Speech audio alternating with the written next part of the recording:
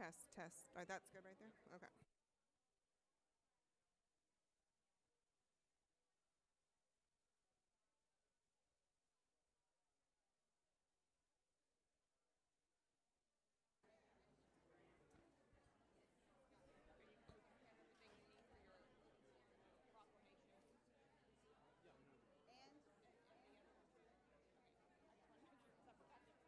I thought about that. That'd be a shame if I had to go print them up in the middle of a meeting. Okay, I'm going to try to get their attention.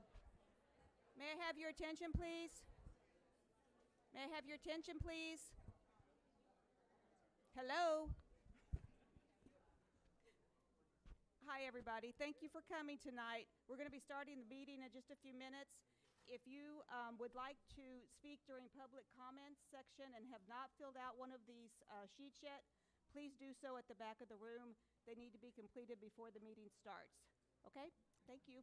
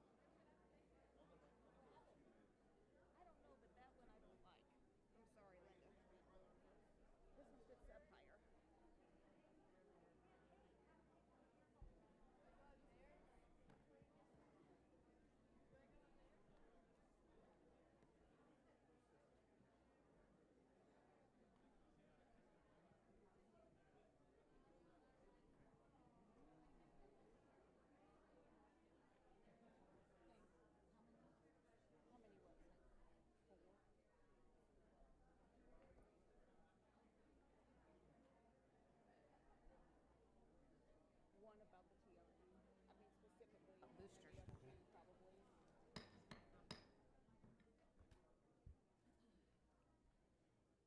I call this meeting of the Schertz-Cibolo-Universal City Independent School District to order. Let the record show that a quorum of board members is present, that this meeting has been duly called, and that the notice of this meeting has been posted in accordance with the Texas Open Meetings Act, Texas Government Code, Chapter 551. The time is now 6 o'clock. Roll call. All board members are present. Now we're going to have recognition of K-8 student representatives presented by Dr. Gibson. Thank you, President Westbrook and guest staff members, students. Tonight, we're honored to have Jalen Alvarado, a fourth grader from Schertz Elementary, and Sanaya Locklear, an eighth grader from Corbett. They're here with their principals, Ms. Pope and Mr. Villanueva, and I don't know what order they're going in, but I'm gonna let them just take it from here.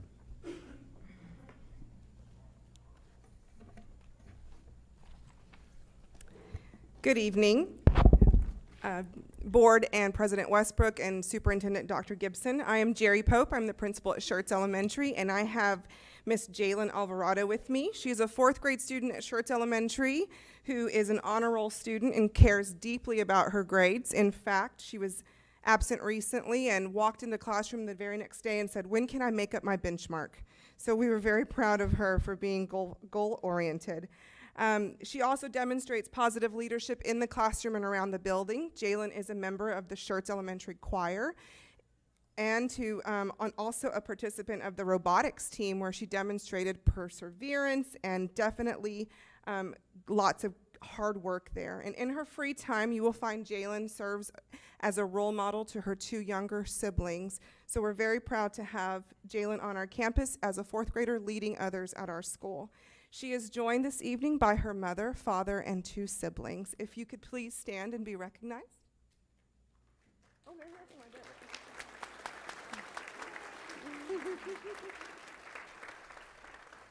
Thank you.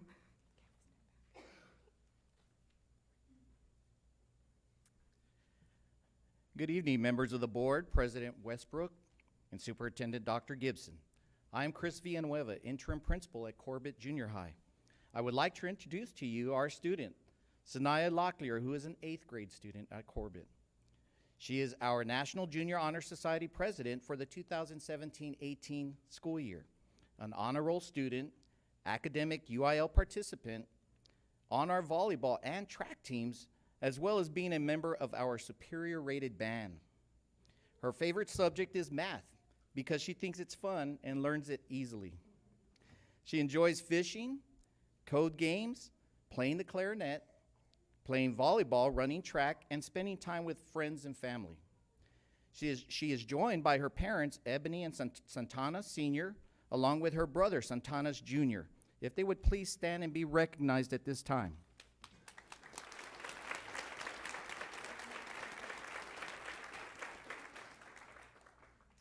At this time, our students will lead us in our Pledge of Allegiance and Texas Flag Pledge. I pledge allegiance to the flag of the United States of America and to the republic for which it stands, one nation, under God, indivisible, with liberty and justice for all. honor The Texas flag. I pledge allegiance to thee, Texas, one state, under God, one and indivisible.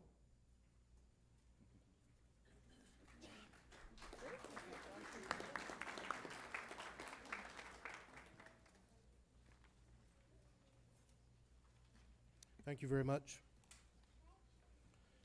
As part of the Schertz-Cibolo-Universal City Community Partnership, we would like to take an opportunity to acknowledge our numerous partners and collaborators who are active contributors in helping the district achieve its missions and goals. Tonight, we salute partners who help make the district a destination school district. From the Education Service Center 20, also known as Region 20, we welcome Dr. Jeff Goldhorn, Executive Director.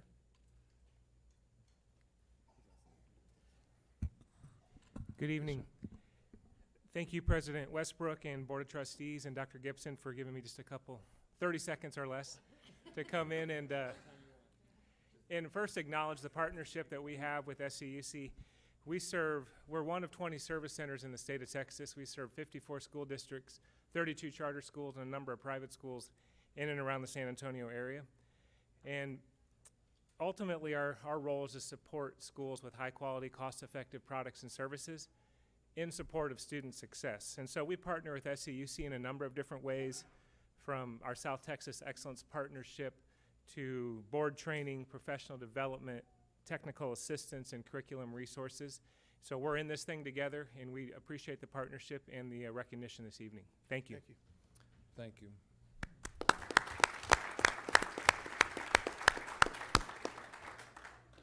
From the Schertz YMCA, we welcome Mr. Freddie Degollado, District Vice President. Good evening, President Westbrook, Dr. Gibson, School Board. Jeff said he'd give me about 15 of his seconds, so. So currently, our relationship with the school district is we have a lot of things going on with the district. Some of those include, we have over 900 kids a day that we serve in the after-school program. We serve over 250 kids a day in our summer camp and specialty camp programs. Currently, SCUCISD has over 560 employees that are enrolled in membership at the Y. The Schertz Family YMCA gives out over $200,000 annually in financial assistance to serve kids and families in membership, swim lessons, youth sports, membership, and several different other program activities. The relationship we also have with the school district is through the natatorium. Both the Clemens and the Steel swim teams both swim at the natatorium. We also have over 50,000 kids that we serve daily in our program over at the Y that kids come and learn and play and grow in a safe, supervised area. We have 1,500 kids a day, 1,500 kids annually that does our youth sports programs, and we currently have over 1,800 kids that do swim lessons, water safety, and programs throughout the district. So we appreciate our relationship and look forward to a lot of more years working with you guys. So thank you. Thank you. Thank you, Dr. Goldhorn and Mr. Degollado. Now we will have the Vice President's recitation of mission, vision, values.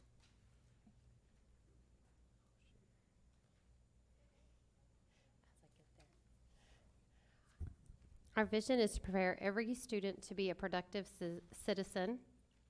Our values are leadership, character, commitment, service, and learning. And our mission is for SCUCISD to provide a safe, secure, and challenging environment through the responsible use of all resources to afford opportunities for all students to realize their individual potential and to become responsible and productive members of society. Priority 1 is high achievement for all students. Priority 2 is high performing and engaged workforce. And priority 3 is effective and efficient district and campus operations.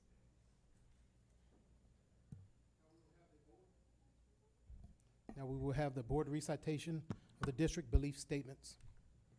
We believe all students have the capacity to learn and be successful. We believe a safe, secure environment is paramount to learning. We believe living our core values of leadership, character, commitment, service, and learning result in the ability to set and achieve lifelong goals. We believe quality instruction addresses the individual need of students. We believe engaging, interactive, and authentic teaching creates empowered, active learners prepared for our changing world.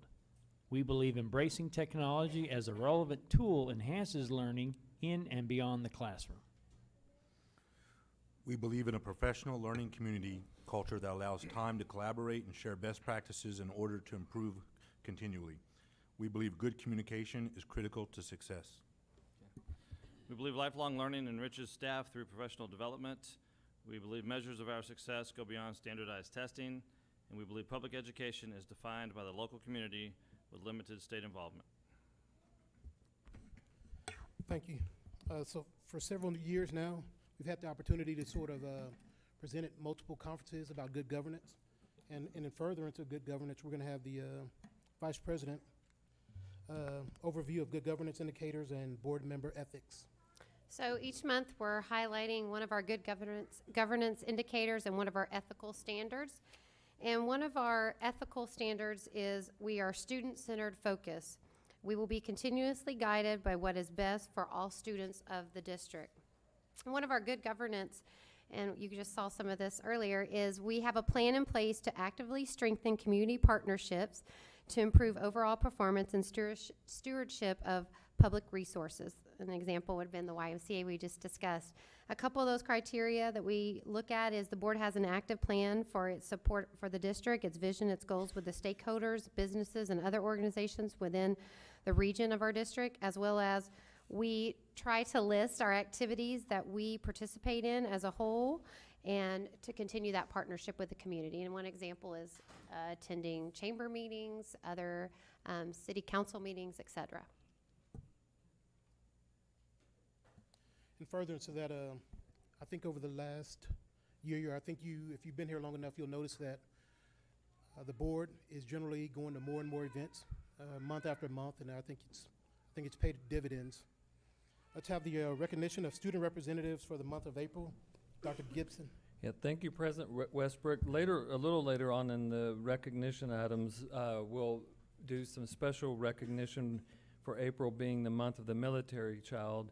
And to that end, and in honor of that, we thought it fitting tonight that our student representatives both represent our junior ROTC program. So tonight we're honored and privileged to have Eric Ray, a 12th grader from Clemens High School, and Naya Conrad, an 11th grader from Steele High School, as our student representative from our two traditional high schools. So students, we'll have you meet your administrators at the podium for introductions, and then we look forward to hearing from you. Let's give them a round of applause.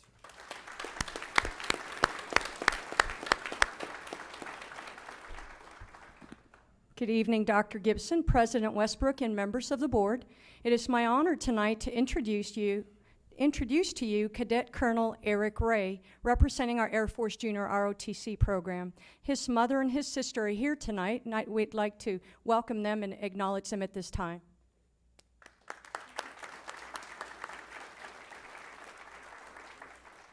Also present tonight is Air Force Junior ROTC instructor, retired Lieutenant Colonel Eric Bass.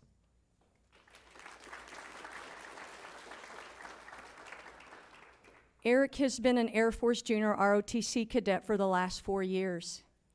He started school in SCUC, but his family moved overseas when he was starting junior high, and they moved to Italy. We were lucky enough that they moved back to Texas, and he started back at Clemens his sophomore year in high school. As a Cadet Corps commander, he has been able to achieve the highest rank and position in the Corps. Under his contributions and leadership, the Samuel Clemens, Texas 82nd Cadet Corps received Distinguished Unit honors all 3 years.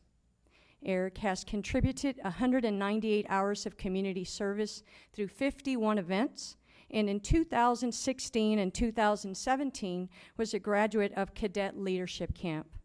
Eric is strong academically, and as he is a member of the National Honor Society, serving as the organization's treasurer, and has maintained an A average currently with a 96.5 GPA. Without further ado, Eric Ray.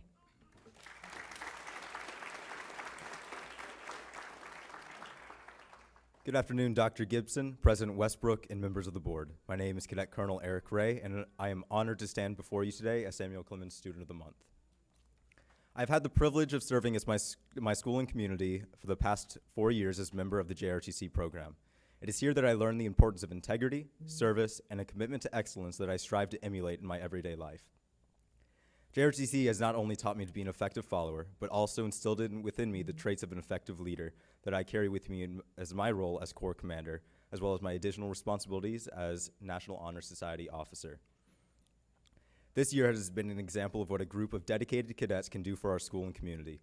Along with my command staff, we have organized multiple service events, bringing the Corps total time of service to more than 3,000 hours. We have marched in honor of our soldiers. We have hosted ceremonies to honor our veterans and casualties of our nation's pursuit of freedom and security. And we have supported our school through our spirit teams, flag details, and honor guard teams. It has been my goal to leave Texas 82nd in a better state than I found it. In support of those goals, I have focused my time and energy to documenting and standardizing policies and procedures within our organization as to give future leaders an indication of their predecessors' successes and failures and to allow them to learn from them. I am supremely confident that Texas 82nd will continue to improve and impress the members of the board and community in the coming years. I want to thank you all again for your continued support of the Samuel Clemens JRTC program. And on behalf of Texas 82nd and our instructors, I am honored to receive this recognition.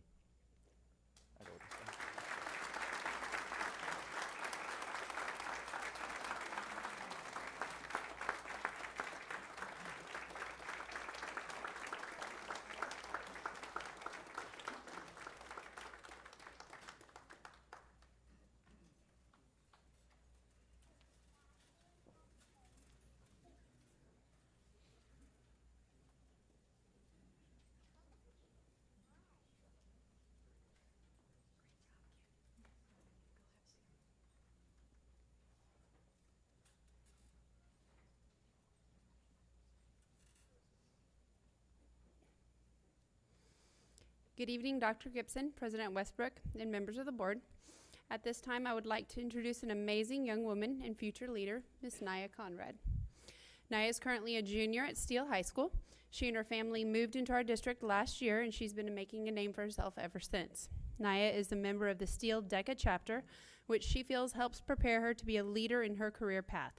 Although this is her first year participating in DECA, she has applied for and hopes to hold an officer position next year. Naya is also very active in the Steele Air Force Junior ROTC program. She is currently the Public Affairs Officer, where she takes pictures and documents ROTC events throughout the year. Through ROTC, Naya also participates in Model United Nations. As the deputy of her Model UN team, she assists her fellow teammates in competitions discussing political, economic, and social issues. Naya was named Best Delegate at the most recent competition in San Antonio on March 24th. After graduation next year, she hopes to earn an ROTC scholarship to attend Howard University in Washington, D.C., where she will study to become an attorney. Tonight, Naya is represented by her parents, Lieutenant Colonels Steve and Yolanda Conrad, and her 2 sisters. Please stand to be recognized.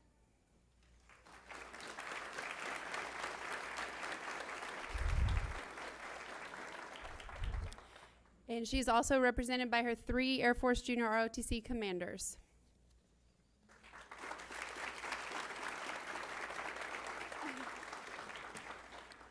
Now it is my pleasure to introduce you to Miss Naya Conrad.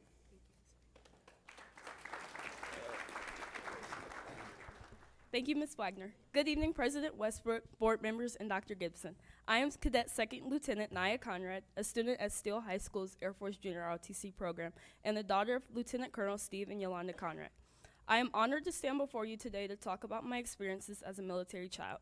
My father is a Black Hawk pilot who currently serves at Fort Sam. He has been serving in the U.S. Army for 28 years, and I have been a military child for 17 of those 28 years. And while it wasn't always easy, today I'm going to highlight the positive aspects of being a military dependent and how SCUCISD has impacted my high school career. Being a military dependent is quite an adventure. I have been able to visit and live in places many of my peers have not. I was born in Silver Spring, Maryland, and since then, I have lived in Alabama, North Carolina, the Bahamas, Kansas, and now Texas. I have attended 5 different elementary schools, 2 different middle schools, and 2 separate high schools. While that may not seem like a lot, I am very pleased to say that I will be graduating from SCUCISD May of 2019. And moving schools has finally come to an end. Living all over the world and being a student at many different schools builds character, helps develop coping skills, and learn how to adapt to new environments. I moved to SCUC in 2016, my sophomore year of high school. I must admit I was nervous moving to Brian P. Steele High School, which is twice the size as my old high school. To my surprise, over half the student body comes from a military family just like myself. The summer registration day was one thing that made my transition smoother. At registration day, I was able to see what clubs were offered at Steele, finalize my schedule, tour campus, and talk to staff. Everyone was welcoming and helpful. Registration went smoothly. It was very helpful that this district offers online registration and access to forms prior to the day you go on campus. But it was there at registration day where I learned about the STEEL program, Student to Student, which helps non-military students and military students get adjusted into the new school district. Meeting new teachers, neighbors, and peers forced me to develop good social and communication skills. I've had to learn how to come out of my shell in order to avoid being the new kid. I have also learned how to handle my responsibilities when it came to helping my mom with my younger siblings, Stevie and Jamie, while my father were away. My father has deployed 5 times and has been TDY more times than I can count. Yes, being a military child carries a huge responsibility. It forces you to deal with uncertainties and change. It exposes you to so many opportunities. It's challenging, but it's a blessed life. Watching my father selflessly serve his country was one thing that inspired me to join Steele ROTC. Steele's Air Force Junior ROTC program began in 2006, and since then it's been awarded Distinguished Unit every year and Distinguished Unit with Merit in 2011, 14, and hopefully again this year. These distinctions are only given to the best JROTC units. We are a cadet-led organization, and some of our goals as a unit is to maintain a GPA of 87%, hold at least 5 fundraisers a year in order to raise money for charities, and have an extracurricular participation rate of 96% or greater. We are fortunate to have great instructors who serve as mentors and role models. The program has continued to instill discipline in me, and I am proud to wear this uniform and to be a part of such a distinguished program in this district. JROTC cadets are not just friends, but we are a family. We get the privilege to watch one another grow from airman basics to the leaders of the Corps. I stand before you today a better student, a better person, and a better cadet because of the influences of my father and his military service, the opportunities I've had living all over this world, and because of the wonderful programs teachers and instructors of SCUC-ISD have given to me. Thank you for this opportunity and for all the support you've given students just like myself. Thank you.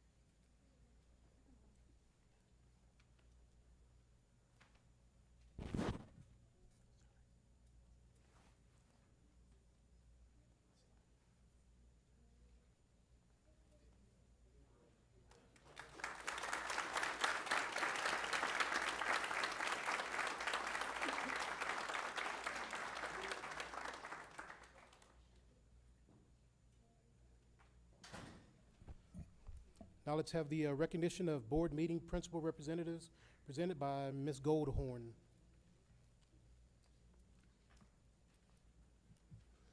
Good evening, members of the board, President Westbrook, and Superintendent Dr. Gibson. I'm Veronica Goldhorn, Director of Elementary Education Services, and I would like to introduce to you our elementary principal who is attending this month's board meeting. Jerry Pope is the principal at Schertz Elementary. Come forward, please.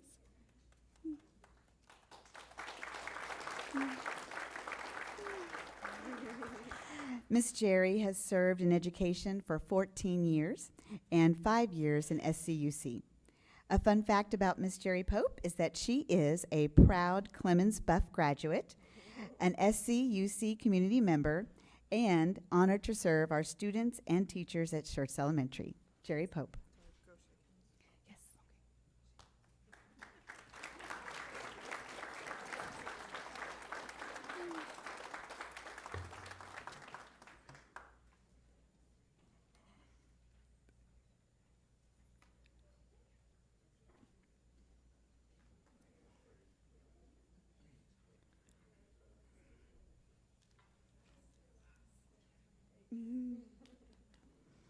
I would also like to introduce to you our secondary principal who is attending this month's board meeting, Chris Villanueva.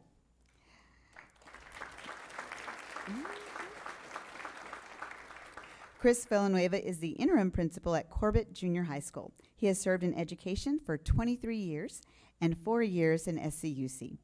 A fun fact about Mr. Chris Villanueva is he has held $1 million in cash as a bank vault teller. Chris Villanueva.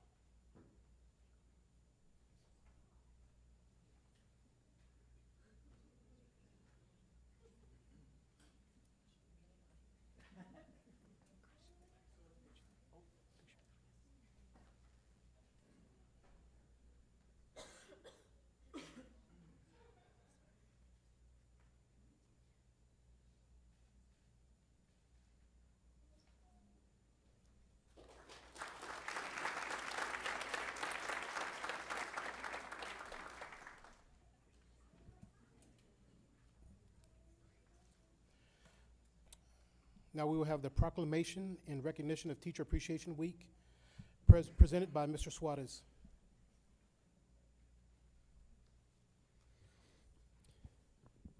Dr. Gibson, President Westbrook, members of the board, Teacher Appreciation Week is May 7th through 11th next month, and we would like to read this into the minutes.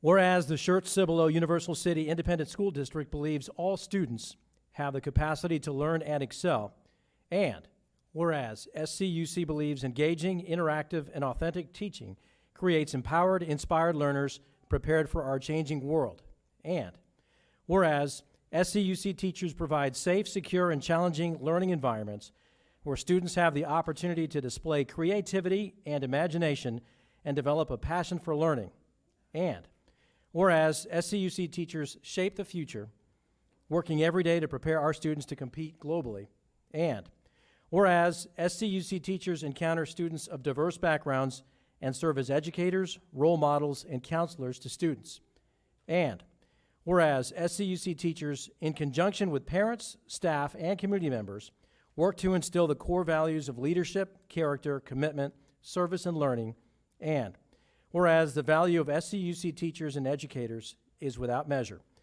Now, let it be resolved that the Board of Trustees of the Schertz-Cibolo-Universal City Independent School District proclaims the week of May 7th through 11th of 2018 to be Teacher Appreciation Week and expresses its gratitude to the SCUC teachers for their dedication and devotion to their work, passed and adopted on the 17th day of April 2018 at the regular meeting of the Board of Trustees of the Schertz-Cibolo-Universal City Independent School District. Excuse me.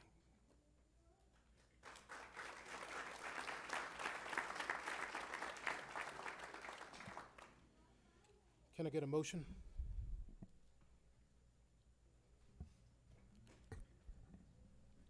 Mr. President, I move the Board of Trustees adopt the attached proclamation in recognition of Teacher Appreciation Week, May 7 through 11, 2018, and encourage all community members and stakeholders to personally express their appreciation for our teachers and their dedication and devotion to their work. I second. We have a motion and a second. Any discussion? I'd like to make one quick comment. I know that May 7th to 11th is Teacher Appreciation Week, but I'd like to look at it like this. It's like having a child, and your child celebrates a birthday once a year, so you try to make that day so special for them. But that doesn't mean that you love them any less through the rest of the year. You just spend a lot of time that one day making sure they have a great day. And I want to say that this Appreciation Week is kind of that same way. It's the one week where we can acknowledge and recognize what y'all do, but I want it at least noted, and I'm sure everybody up here feels the same way, that we know that y'all give 100% all year long, and we want it known that we appreciate everything you do throughout the year. We just use this one week to acknowledge it. Thank you. And I just wanted to say something. I know we have great PTCs out there that always acknowledge those elementaries, and as a former middle school teacher and secondary teacher, as parents, let's not forget about all those teachers and that time they put in there too. They all work very hard in this district and it's not just those teachers. There's many employees that we couldn't even do it without them as well throughout the day, from our bus drivers to our custodians to anybody that's even sitting up here to help run that school. So I just encourage all parents to reach out during a Teacher Appreciation Week, no matter what grade your child's in. Let me add, as a educator, and once you're an educator, you're a lifelong educator.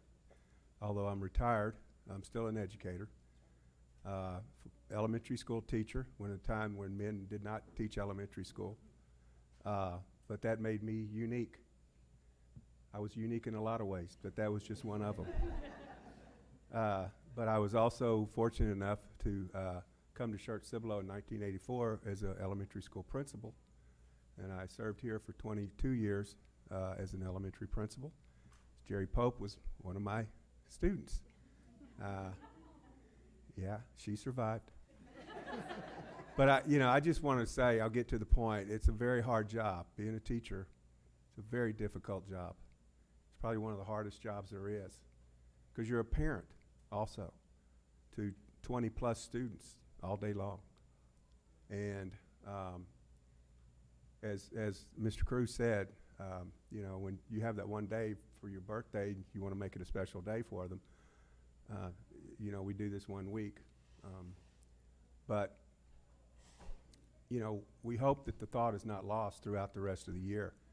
And, we're fortunate. We have a great community here, very supportive community of education. And that makes this community special, because you don't find that everywhere, folks. Some of you have probably been places where you didn't think that was the case. But Schertz-Cibolo and Universal City have been very supportive of this school district and education in general in this school district. And as a former principal here, I appreciated that. I felt supported, and I felt like people had my back, because they knew that we were trying to do good things here, and we continually try to do good things here. So congratulations to the teachers in this school district, because it is a very difficult job to get, first of all. There's a lot of competition for jobs in this school district, and we're going to keep it that way. So thank you very much, and keep up the good work.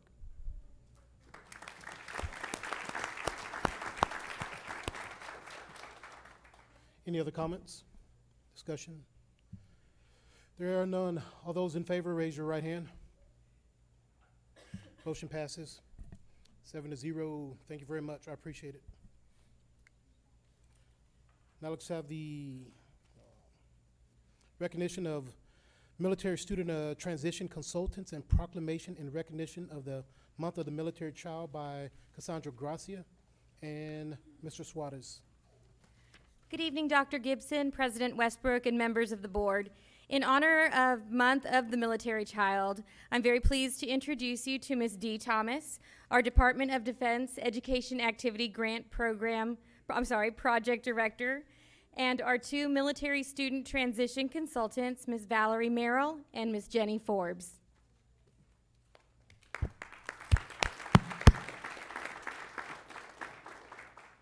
Good evening, Dr. Gibson, Mr. Westbrook, and the board.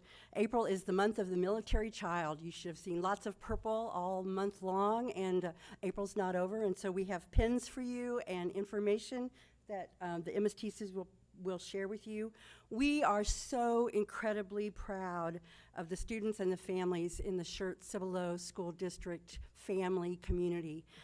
We have about 25% of our students are actually students of active military or civilians who work on a federal property. From Randolph to Lackland to the post office, all those things are considered as part of a support of that. 40%, it jumps up to 40% when we add in veterans, retired, guard, and reservist, which makes a pretty incredible community to have 40% of our students closely related, as a parent is serving in some capacity. In 2016, Schertz-Cibolo received a $1.5 million grant from the U.S. Department of Defense Education Activity. It's a partnership grant with the district, and it's to provide and support the 4 secondary schools, the 2 junior highs, the 2 large high schools, with student transition assistance. Students move 6 to 9 times, as we shared from our students, in their short lifetimes, and we are here to help them make those moves a little bit easier with records, with making friends, with the S2S program. Jenny Forbes is an Air Force daughter. Her dad was in the Air Force. And Valerie Merrill, right here, her husband is serving at Randolph. So I'm a military child, a DoDEA teacher, a military spouse, mom, all those things. So we are very closely related to these incredible families. And we thank you for your support and all that you do for us.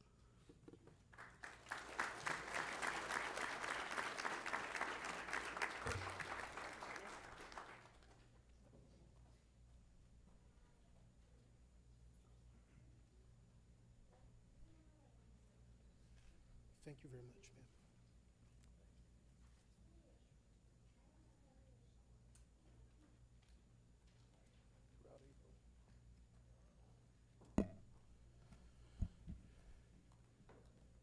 Hold on, Mr. Suarez. We're going to have Mr. Ed Finley read the proclamation, if you don't mind. Thank you, Mr. President. As a former military child myself, I'm honored to have been a military child at the time my dad served in the military from 1954 to 1974. He served during the Vietnam War and actually did serve in Vietnam during that time. The lady down here, I remember her being first 17 years of her life. Well, I had the first 17 years of my life as a military child, so I know about moving around, being in a situation where you're in different elementary schools. I was actually in 3 elementary schools in 1 year, if you can believe that, because I was moved around so much. So by the time I was done, I was in 11 schools and still managed to graduate with a decent grade, if you can believe that. So, and it can be difficult. So in honor of that, Ms. Westbrook, I'd like to read this proclamation. Whereas Americans pause to recognize the nation's military children and youth under 18 with a parent serving in the military, and whereas children of U.S. service members around the world will be honored throughout the month of April for their contributions to their families' well-being and sacrifice on behalf of the nation, and whereas military personnel are subject to frequent relocation, which can result in academic and social challenges for the children of military personnel, and whereas military children are a source of pride and honor, contributing to our schools, communities, and the state of Texas, despite prolonged and repeated absences by a parent or guardian, and whereas Month of the Military Child provides an opportunity to pay tribute to our military children and their families for their commitment and their sacrifices.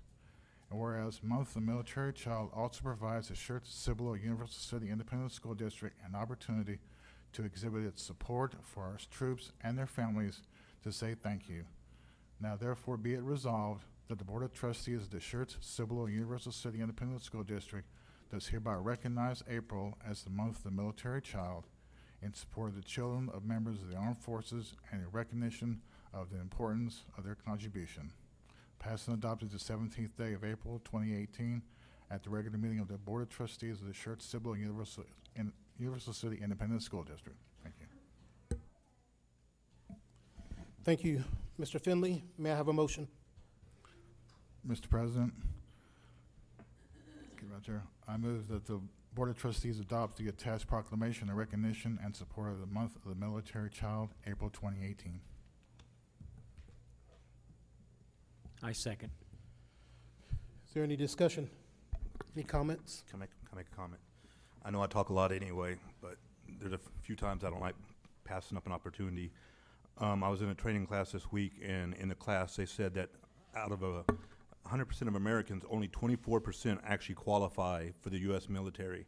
Out of that 24%, only 1% actually join the military. So 1% of our nation actually joins the military, spends, however many years in the military. Some stay 4 years, some stay for 35 years, but nonetheless, they all make the decision to defend our country. And I can't say it enough, and I never pass up an opportunity to say that I appreciate every person who's ever served in the military, who's currently serving in the military. But I also want to say, I think a lot of times we forget when the person is in the military that it's many times that the spouse that's left here to make sure the family keeps going, to make sure that everything keeps rolling on.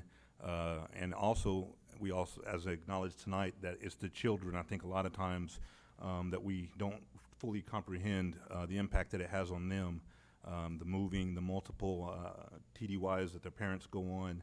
And I just want to say on behalf of me and my family that I thank every person in the military, every spouse, and every child that's ever been a part of the military. Thank y'all very much for what y'all do.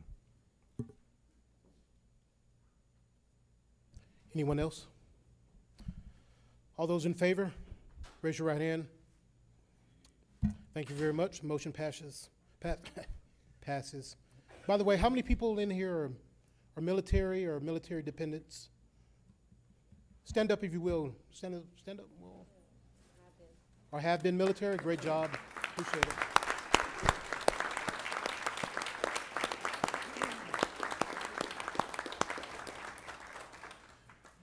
Thank you for all your work and dedication.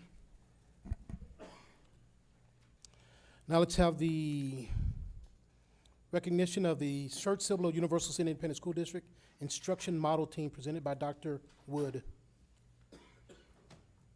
Good evening, President Westbrook, members of the board, and Dr. Gibson. Our curriculum audit findings indicated the need to have a defined instructional model. And honestly, we weren't exactly sure what that meant. So a collaborative effort among curriculum coordinators, technology, and special education teachers, we all came together in a collaborative effort to create what we called our instructional model team. It's a cross-section of approximately 30 teachers from special education, general education, all 4 core content areas, CTE, dual language, GT, and on and on and on. It also represents every grade level, pre-K through 12.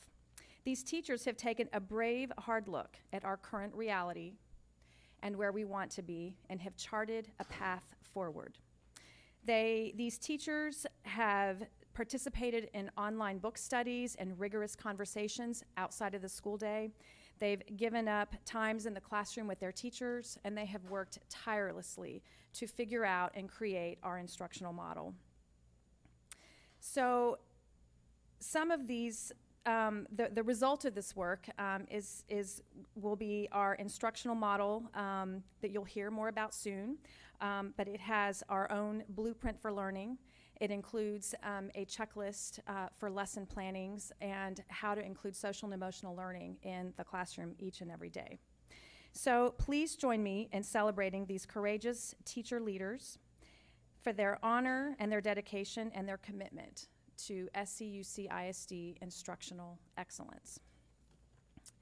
Carol Allen, Stephanie Becker, y'all will come forward. Rhonda Eldridge, Nancy Hines, Christine Hoffman, Mary Holman, Linda Jansen, Jill Pratt, Kelly Reifenberg, and Helen Wisenhunt.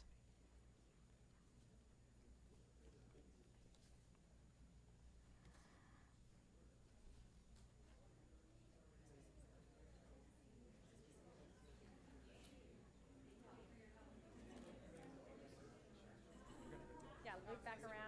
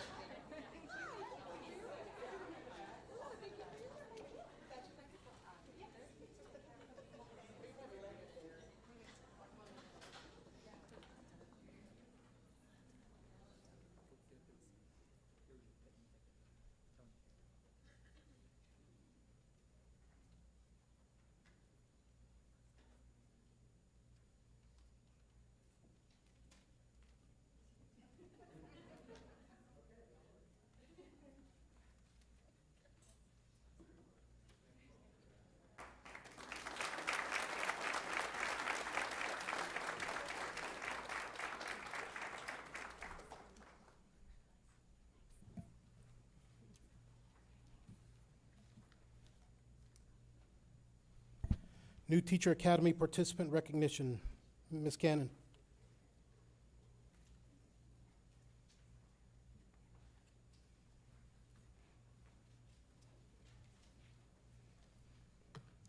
Good evening, Dr. Gibson, President Westbrook, and members of the board.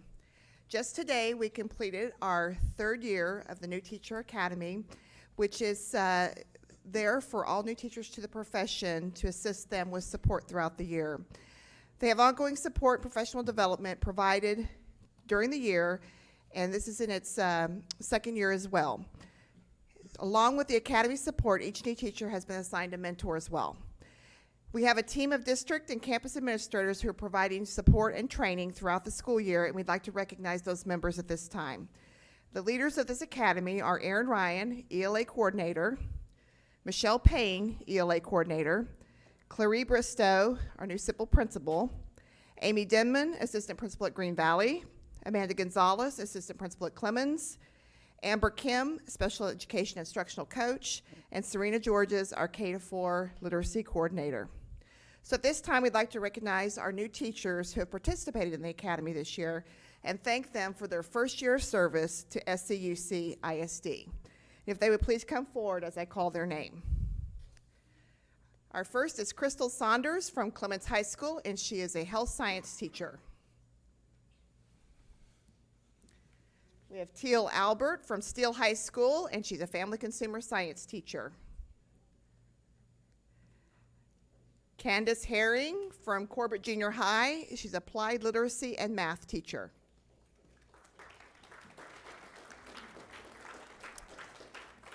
Perry Eichels from Schlother Intermediate, she's a special education bridge teacher. Stephanie Coker from Schertz Elementary, kindergarten teacher. Kimberly Brinley from Schertz Elementary, kindergarten teacher. Joseph Mejia from Schertz Elementary, first grade teacher. Roland Esquivel from Corbett Junior High, ALE teacher. Jessica Blair from Sipple Elementary, first grade teacher. Jenna Landry from Clemens High School, chemistry and IPC teacher. And Michael Hinch from Steele High School, AFJ ROTC instructor.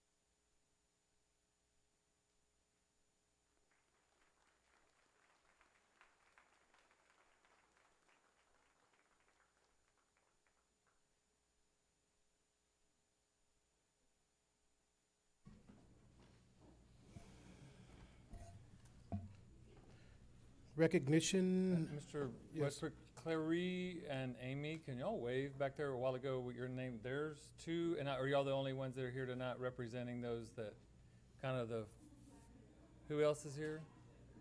Anyway, that's the group that took this charge on last year. What the research shows us is that if new teachers to the profession don't make a clear connection and relationship to either at a personal level with fellow staff members or leadership or something, or if they don't get real clear on their why, which is what they were working on today, that they not only leave the school district, they leave the profession.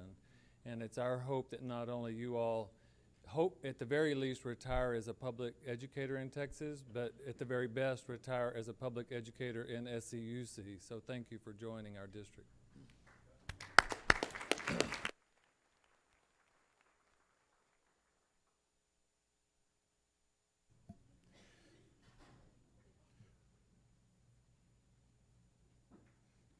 Go for it, Ms. Goldhorn. Go for it, yeah.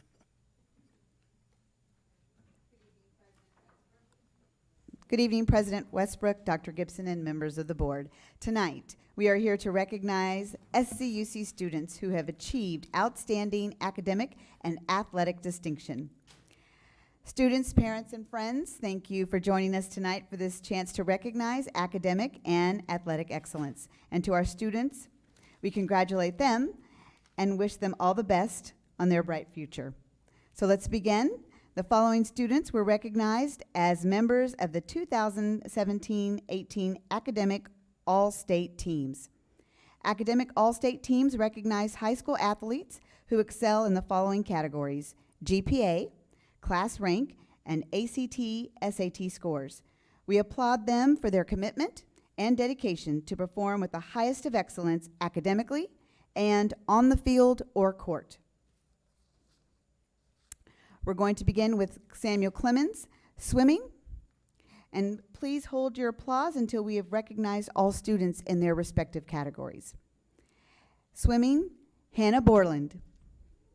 Stephen Dergowski. Katarina Eberhard. Molly Herrera. Aubrey May. Paris Sheridan.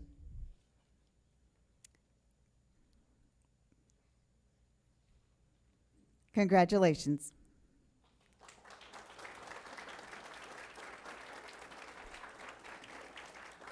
These are just then we're going to do wrestling next. Yeah, I think we do. It's up to you.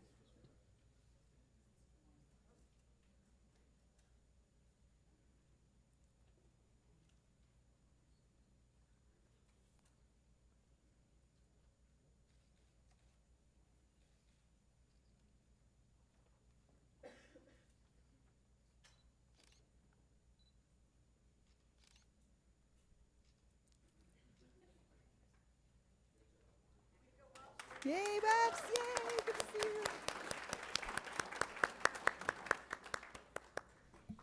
And now wrestling. Lorraine Gomez. Chase Haltom. Daniel Spinks.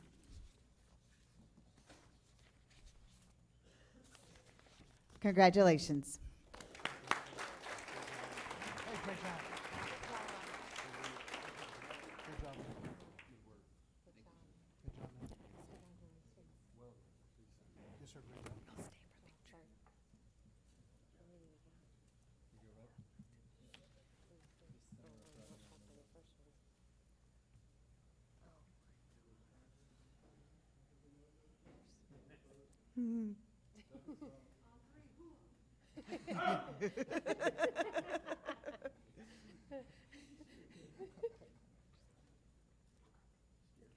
We're not used to loud noises in board meetings.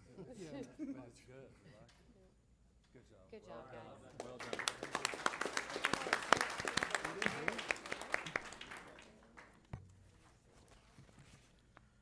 The following students were recognized for their individual athletic excellence at the state or national level. In wrestling, for athletic excellence, Daniel Alonzo. Deshaun Cosby, who placed second in state tournament. Jarius Garner. And Jackson Macias. Congratulations.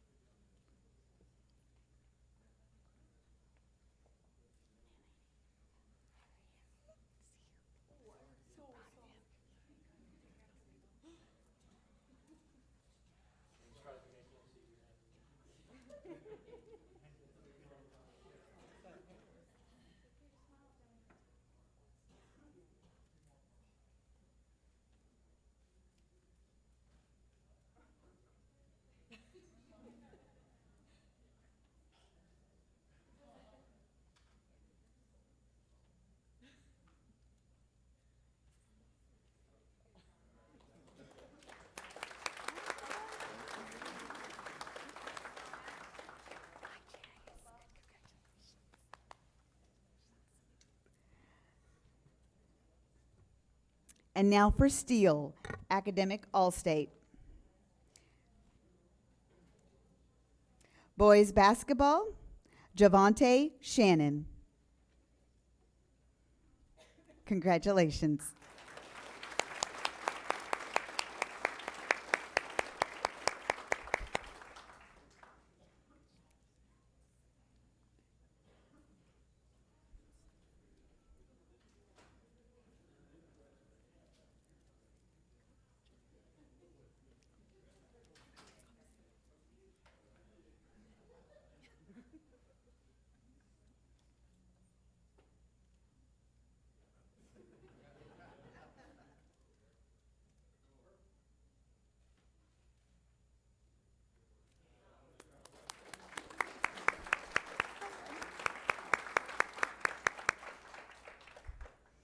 Diving, we have Bridget Kerbeck. Congratulations.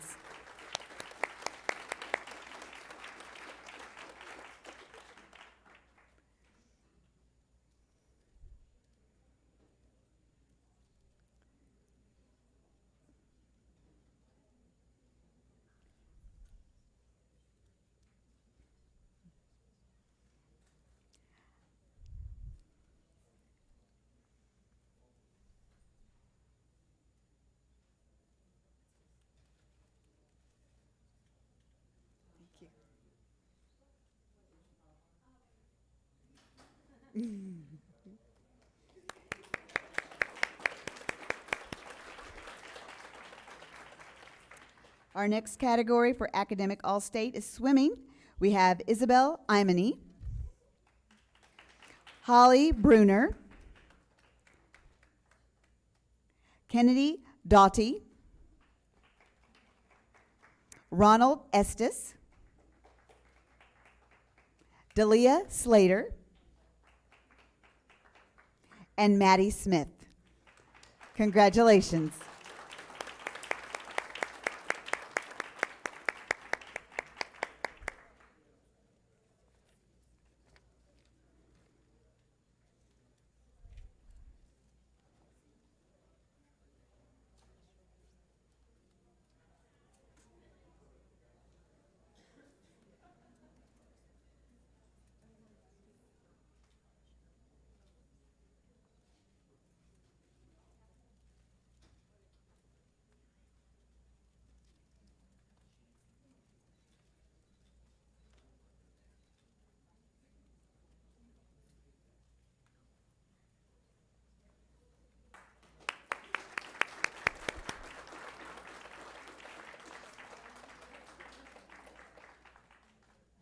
And now for athletic excellence in boys basketball, we have Gerald Liddell, who is TABC All-State. Congratulations.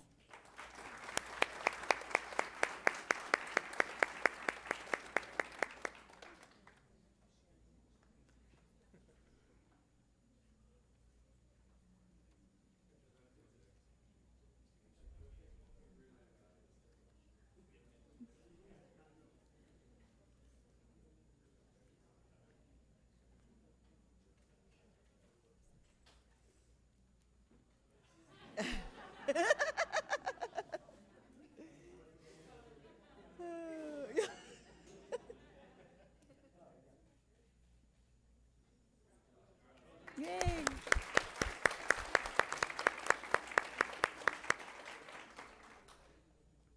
Next, we have swimming, Evelyn Bruner. And Evelyn is ranked 4th in 100 freestyle and 5th in 200 freestyle at the state level. Evelyn has also received consideration to be a NISCA All-American. Congratulations.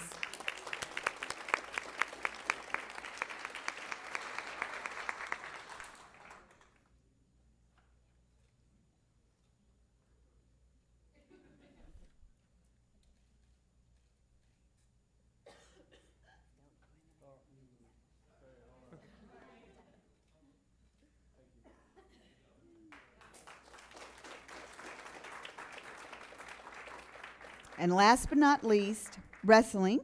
We have Camille Beagle, Cyrus Ekman, Layla Gonzalez, Treya Haynes, who placed third in the state tournament, Grace Richter, and Austin Saylor. Congratulations.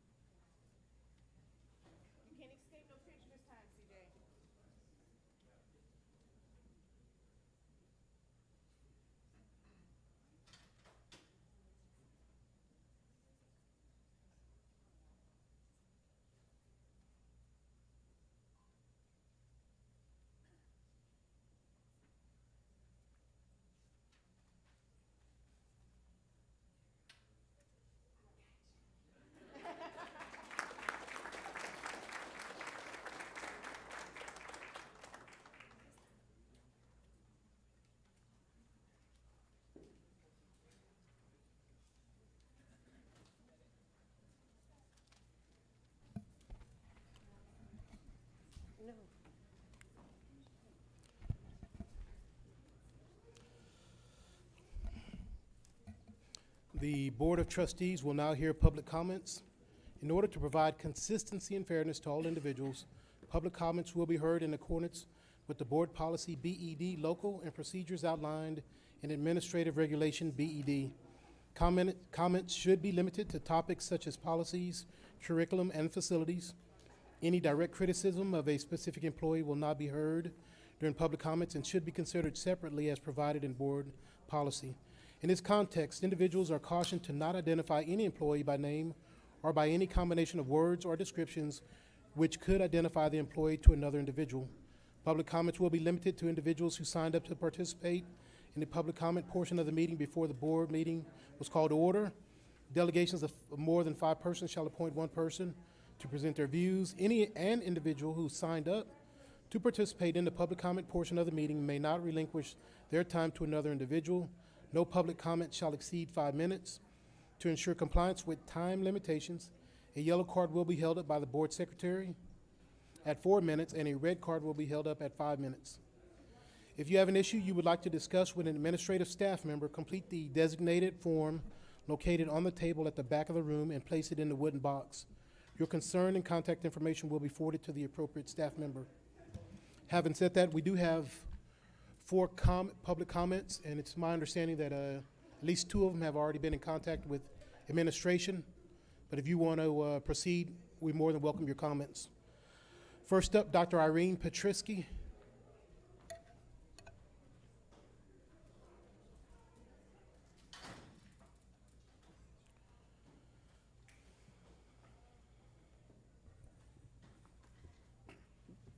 Good evening, Dr. Gibson, President Westbrook, school board members.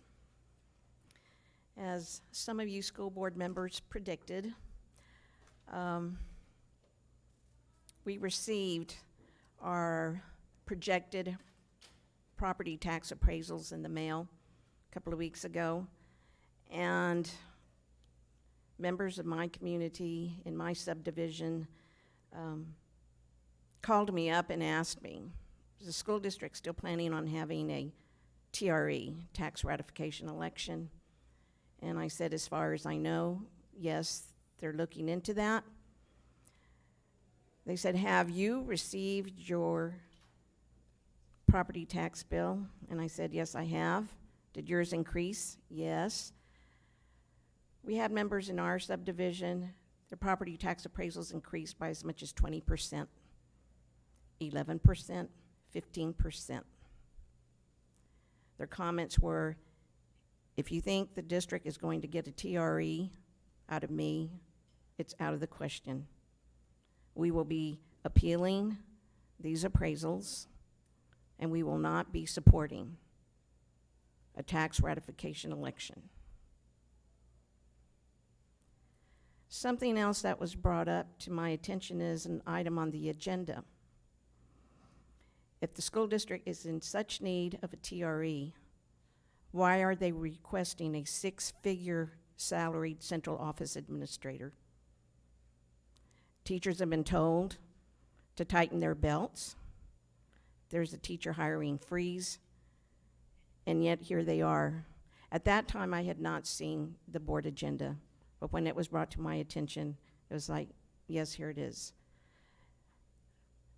Although the request is for safety reasons, we had district police at the time, and it's ironic that we did away with it at that point because we were tightening our financial belts.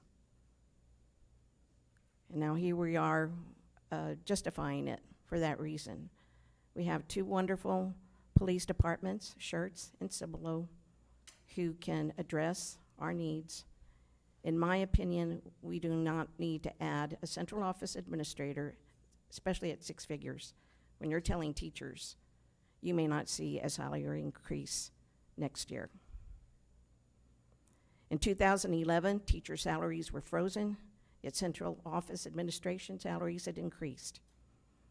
Subsequent to that, a request had also been made.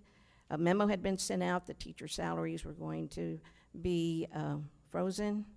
And then along with that memo came, congratulations, we've just added 2 central office positions. Fortunately for the teachers, the board went ahead and gave salary increases at that time. I ask that you reconsider, because they're sending 2 different kinds of messages to the public. One, that we're hard up for money, but wait a minute, we're going to be spending your money in this way. Another item, it has to do with the self-funding insurance. It had been told at the campus presentations that campus staff would be given the results of the studies done for self-funding. That information, to my knowledge, has not been given to staff. I understand this is a solicitation part for that. I ask that you honor your word and let campus staff, teachers know exactly what the results were of your findings. Thank you so much for your time.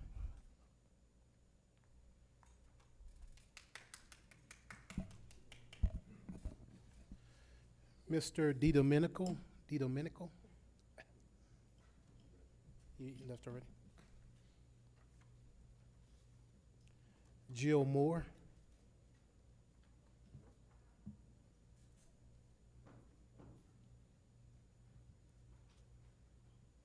Haven't been here. Oh, can you hear me? Yes, you can raise it up. Can I? Okay. Okay. Yes, President Westbrook, Superintendent Gibson, and the board. Actually, I'm here. I want to say a thank you to you, and I don't know how to say it. Kariu or Karu? Kariu. Okay. Anyway, there was an exchange on the next door. It's more of an email thing. It's not an app on the phone or anything. I was among quite a few that were grousing, and it was over the financial aspect, you know, raising tax. And he kind enough, he had an exchange with me, so here I am. I pretty much agree with what the person before me. I have no beef at all with the way your school district is. My husband and I moved in here because we knew that my daughter and family, 3 kids in tow, were going to eventually settle near us, and we picked it because of the school district. We did. So I don't have a beef with that. I admit I was shocked when I found out what Mr. Gibson makes. Okay, it may be that I need to be educated. I know there's competition for some things in order to get the right person, but it comes from our pockets. So you're going to probably hear about that too. I want to do it respectfully, I do. But I want to read you, just really quickly, my tax bill, what it is. Mine went up 27%. And last year, well, actually, I thought it was on this paper. I don't have, okay, I did not bring that paper. Well, the portion, if I'll probably appeal, and to be fair, anybody who needs to do that, I have found the Guadalupe county appraisal district to be very fair. That is true. We have a unique situation with higher-end homes in our area that made our appraisals go up, and they're reasonable, I hope, this year. But if the appeal doesn't go through, our taxes are going to be over $7,000 this year, and the portion that is for just the school district is well over $4,000. That's just the school district. That's just us. That's just our home. And I don't know who could sustain this forever. I was really very thoughtful about the bond issue, because I know in that we were promised our rate would not go up because the increasing values would pay for the bond. But now I know we're facing that, and maybe there's something I need to know, fine. But but the city of Schertz itself has lowered its tax rate because of increased revenue. So I don't understand, if you're getting more money, why you need more money. So again, I give credit that maybe it's an education that I need. Like I said, all these things that, because the lady previous to me echoed pretty much all my worries. And again, I give credit, it's a good district. We purposely moved here, all of that is true. And if I if there's a place to go for this information, I will take care of it. I will read it. I will support it. If there's other ways to get money, like this turnip is kind of dry, you know. Frankly, if it keeps going as much as we struggle to get here, we'll have to move. That is where we are, and I don't want that to happen. If there's a way to fix it, and it's other than constantly raising tax rates, I did understand. Forgive me. I hope I'm not going to. Anyway, that there is something wrong with the funding. Okay, from the state, there is something that needs to be fixed there, and I didn't. I've tried to understand that. If you can help me do that, And I can, and she can give you my contact information. But I would like to know how that works. yeah, well, it's real simple. All of those increases in appraised value don't come to us; they go to the state. It's filtered, isn't it, through? Yeah, they get it all, and then the system is equalized So the district for us. itself. Okay, so I do need. Okay, I've just begun. And I would to be happy. Believe me, I can show you exactly all where right. to look No, for all that of would that help a information. lot. Because this Mr. Carew, we were quite a few of us grousing on this one site because we don't understand. It just seems like our well is dry, and here we go again. Oh, I but get it. but yeah, if we can put pressure on the right party, even us, Yep. yeah, I'm in. Okay, thank you. Yep. Thank you very much, Ms. Moore. Mr. DiDomenico, has your issue been taken care of, or did you still want to talk? Currently, it's resolved right now. It's resolved. Thank you very much, sir. Thank you for showing up. Mr. Grumpy Aza, how do you pronounce your name, sir? Azus. Okay, thank you very much. Dr. Gibson, President Westbrook, board members. You know, I said this is my first time coming to a school board meeting, and I certainly did enjoy it. Watching all the kids and recognition of all the teachers. I come from a family where there's 3 of my family members, they're teachers. And, you know, just listening to y'all compliment them on the hard work.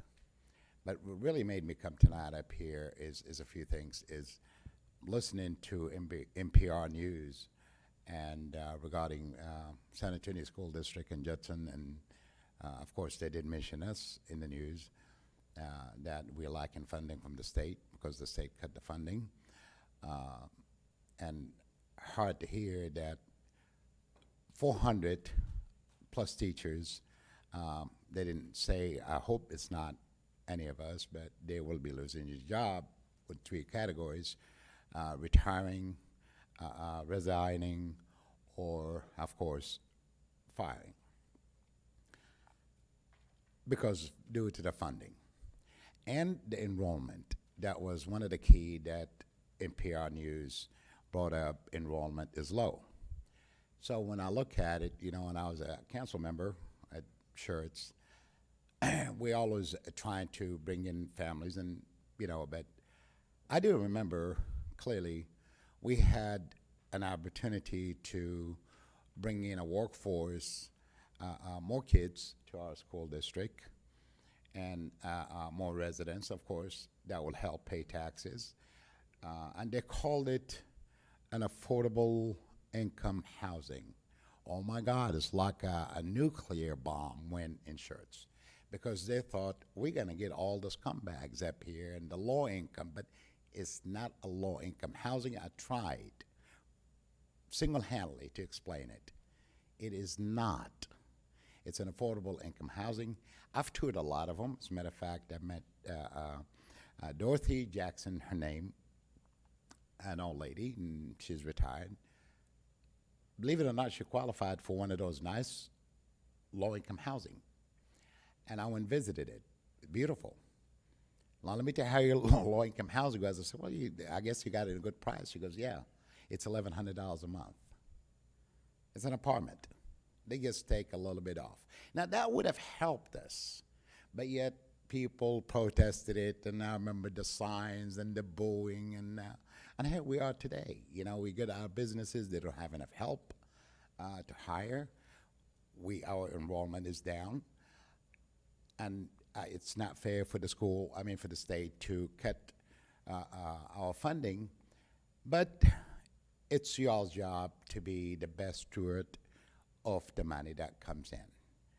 You know, I always believe, I buy and I sell, I hear that property tax value went up. Oh my Lord. When I saw it, luckily I take aspirin, so there's no chance of a heart attack right there. But I read it and I open it up and say, my word, yeah, I'm gonna fight it. Yeah, I could afford it. But what about the people that she just said will move? And that could be a chain reaction. So when I hear TRE, that's just compounding of what they going through right now. And I pay 80-something, 90-something thousand just in property taxes a year.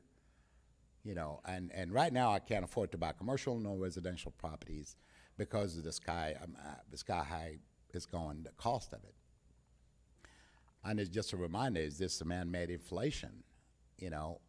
Is this a Freddie Mac and Fannie Mae reoccurrence? But I do want to ask you, please, to be a very good steward with our money. I would not recommend this year TRE. I would recommend to wait and see all the money that's coming in, and then you proceed with that. Just one more thing I wanted to say about the teachers. They are absolutely the best, not because they have 3 family members, no. They teach our kids, and by the way, when you see our congressmen, senators, yourself, myself, because of them, they taught us to be here today. They taught us to be successful. They should be the #1 priority in your book. Everything else is secondary. Once you make those people taken care of, remember 3 members, they really take money out of their pocket to go buy stuff for their school class, oh my word, So please consider not to put that this year. I thank you very much. Thank you very much, sir. With that said, let's take a recess till 7:30. Give us an opportunity to take a break and say hello to the public.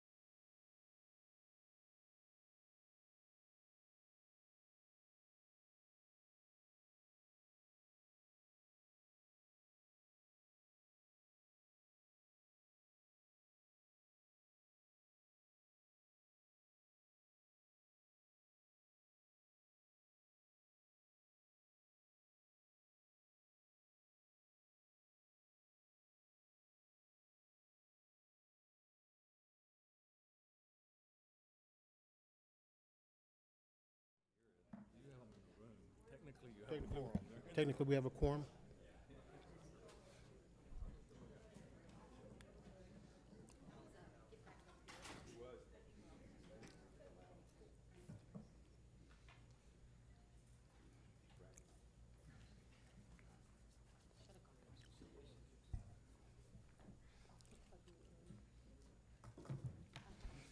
Thanks, everyone, for being here. Is there any correspondence from any board member? Correspondence?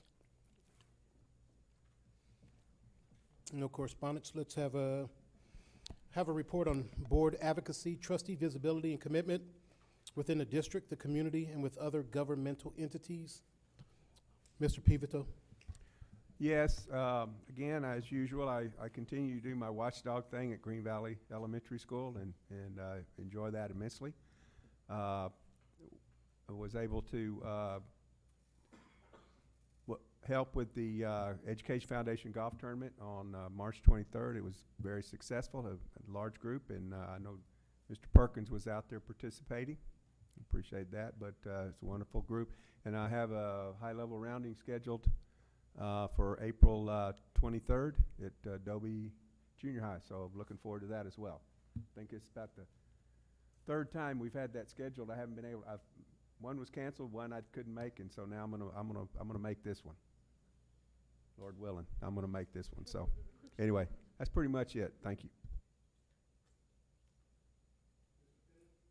Mr. President, I was able to make the security summit we had a couple of weeks ago. Learned a lot about security of the school district, things I didn't know.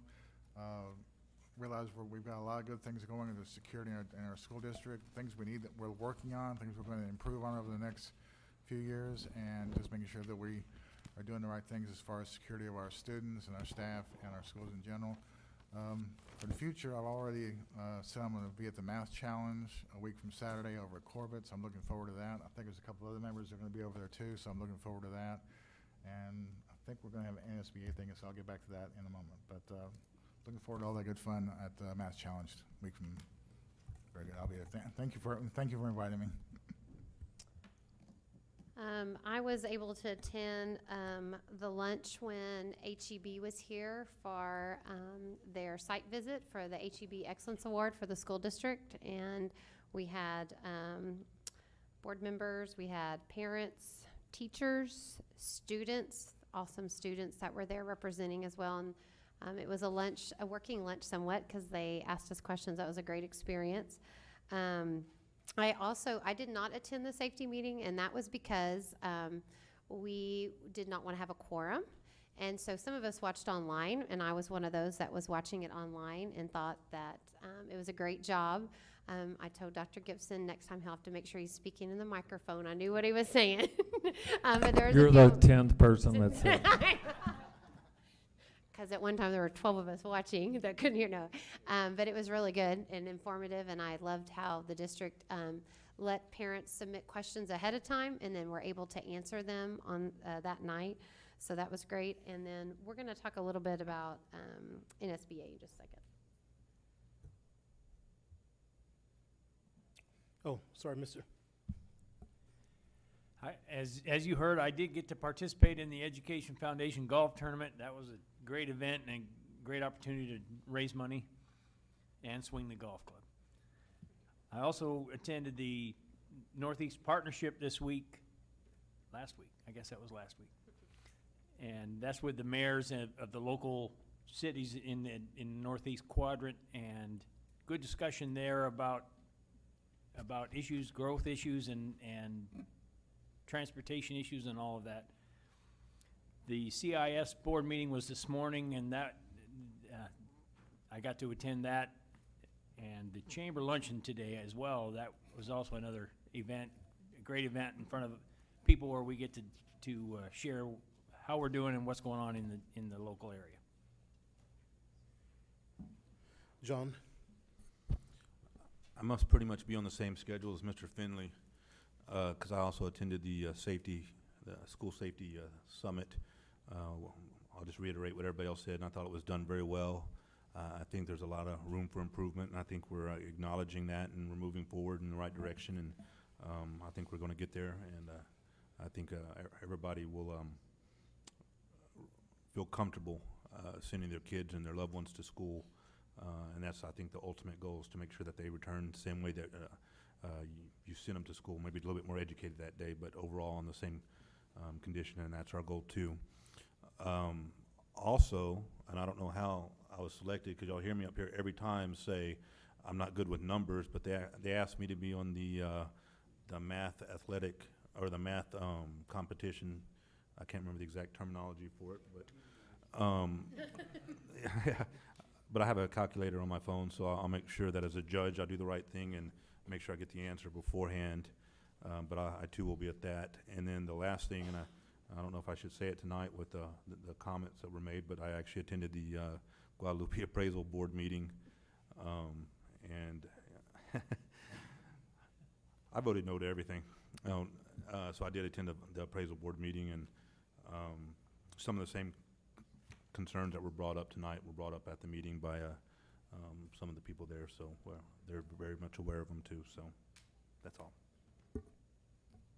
Just real briefly, the only thing different to that would be met with several members of the Bexar County School Board Coalition a few weeks ago, and just so we know, every other school district in Bexar County at least is having the same issues financially, and some a lot worse than us, and I think you've been seeing that in the paper the last few weeks, so we're not in this boat by ourselves, so to speak, and a lot of our friends across the city are having to deal with tough financial issues too. I attended, the last meeting I said I attended MILESBA, which is the Mexican American School Board Association, but from that time period, I also attended the Texas Caucus of Black School Board Members, their conference. And if you go to both of them, it will give this board and the superintendent some insight as to how people perceive the school district in helping certain segments of this society based upon ethnicity or race. But I think Dr. Gibson does have a plan for it. I've discussed it with him, and so I think we're addressing it, and we are a minority-majority district. I also attended the band intermediate tryouts at the Schertz City Hall, right over there. There's some great teachers I met. Orchestra at Jordan. Yes, I saw your husband. Yes, he was there. I learned, I guess, certain mouth. A trombone mouth, how your mouth sits on the reed, or a certain smile, or something like that. I can't play. I will tell you one time, I did try out for band. They said I was good at the flute. My mother went home and says, no big old son of mine is playing the flute. And so basically she said no, because I was a football player. It wouldn't look good for me playing the flute. However, I didn't mind it. Safety Summit, great job, Dr. Gibson and Michelle Shea. We had a breakfast with officials, 4-6. You're going to touch on that one. It was a good meeting overall. Gave a state of the address with about 21 officials, Dr. Gibson.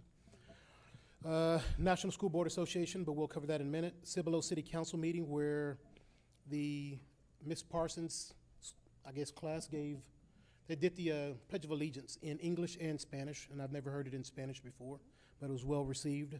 And then, of course, sir? Oh, Cibolo Valley? What did I say? Oh, Cibolo Valley gave and then Celebrate the Arts this past weekend, and I think I got to see a great play, the one-act play based on Homestead with Dr. Edwards. It was well put together play, and I think you told me they're going to state, you said? I don't know. So, the regionals right now, so. I can tell you the parking lot at Steele High School was filled up from beginning to end, so whoever put it together deserves some recognition. It was well put together, great job by Dr. Leip. Thank you very much. And somewhere in there, there's Community Advisory Committee. I don't even know what date that was, Dr. Gibson. It was the first Wednesday. It was the first Wednesday, threw that in there. Now, I think we're going to have an opportunity for those people who attended the National School Board Association to sort of get sort of an update. It was my understanding that sort of, if we go to an event that costs money, at the very least, we could sort of tell what we learned or, what we attended. Mr. Finley, you want to? Gonna get me first, huh? So, well, one of the things I did, kind of followed with Dr. Gibson around. I saw his presentation, which was very well received. I wish we had more people there, but the people that were there were very well received. I was giving out cards, getting cards from people. It was basically about how we're using Baldridge in the district and how it's improved our district and how you can incorporate Baldridge into any organization. So I thought that was very well received. I also went to a advocacy for DC. What was that? It was the legislative advocacy at the national level. That's right. And learned a lot about what's going on in Washington, or what's not going on in Washington, as the case may be. They have a lot of initiatives. National School Board Association has a great many initiatives, mostly around giving local school districts more control, getting the federal government out of it, but also really just getting more money down at the local level, which seems to be a constant battle going on up there. I think the Trump administration, what I can gather, is trying to help, but there's just so much friction up there to get anything done between the two parties. There's not much going to come out of education, or for education, out of the national capital. So hopefully that will change. One of the highlights I actually went to was I actually got to see Terry Bradshaw. And he put on about a half hour, and I did not realize it, but he's 70 years old and made me look like I was 92. He walked around the stage like a prancing, I don't know what you call, a prancing horse, and I had forgotten that he was drafted #1 in 1970, was a 4-time All-Pro, 4-time Super Bowl winning quarterback, and yet he came from a fairly poor family. He didn't have a lot going on, and he's made such a great success of himself over the years, and mostly through football, but he's also a very smart man. He spoke for half an hour, and he pretty much had the audience pretty much several times in stitches. So I really enjoyed that. So if you ever get a chance to see Terry Bradshaw give a talk like that, make time to go see him. It was definitely well worth it. So with that. I'll second Terry Bradshaw. He couldn't say enough about public school, public education as well. I went to multiple breakout sessions. I was in about 2 of them. I tried to go to ones that kind of are on our initiatives, our goals for the next few years. And one of them was a school district, not in Texas, but another one on district-created charters and just how they did that, or magnet schools within a high school. And that was very informative. And then another one that was very sought after every session you had to wait in line for was Apple's sessions. And no, they were not giving anything away. It's just they're that popular. They made their room look like an Apple store, or the tables we sat at. And because we are going to, most of our rooms are not going to have smart boards anymore, but we'll have TVs with Apple TV on them. I thought that would be very informative, and they did it from a board perspective. Also talk about funding and all that kind of fun stuff. And there was a school district there that we were able to ask their board members how they found money or how they achieved some of this. So those were 2 of my top ones that I went to see. Thank you. I agree with Terry Bradshaw. The favorite quote that I can still remember was, he went to school when they used mules for sex education and driver's ed. So you can do the math. How driver's ed? That's what he said. It was funny at the time. Ann Compton, he was crazy. Ann Compton gave a great speech. Oh, yeah, she did. Originally, I thought she was sort of leaning right. Then she leaned sort of left. But overall, she presented a fair and balanced view of presidents that she's covered for the last close to 40 years. 40-something years. She did a great job. Attended several sessions, and I think cybersecurity, collaborative professional development, and portrait of a graduate were the 3 main ones. And I submitted about 16 questions to Dr. Gibson. I'm pretty sure he was like, this is probably the last time we send Westbrook to a National School Board Association, but I viewed it as our professional learning development, professional learning community, whereby you can go there and learn from other districts. We do some great things well.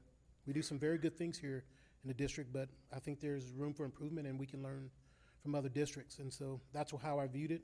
So, I look forward to hearing Dr. Gibson's views on some of this stuff. But cybersecurity, I think, was a big issue, Dr. Burkholder, and I think, we talked about safety for schools, but cybersecurity is going to be a big issue in the coming years. So Next, we will have a new business. Dr. Gibson, report and update. Nope. Oh, John, sorry. Well, I was just apologize. going to add a useless tidbit because I have nothing else to add right now. Terry Bradshaw, and I'm going to read this straight from ESPN, was the starting quarterback at Louisiana Tech for 2 seasons. Terry Bradshaw played there. He's the backup quarterback for the Duck Dynasty father. Yeah. And so he obviously wasn't that good in college. I guess it wasn't until later. And I also want to say I wasn't even born in the 70s. So. Dr. Gibson, update, 2018-19 annual action plan. Yes, so what our agenda shows for the next 4 months, and then kicking off in August, or next 5 months, I guess, is to just update the board on progress.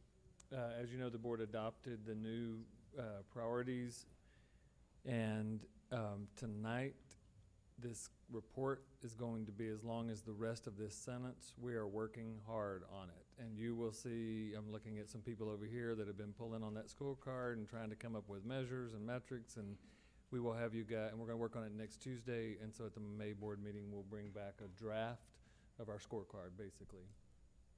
That's my report. 2018 construction update, Mr. Pruski and Mr. Mosley. He thought he had longer. I did. Now I just missed this. Yeah.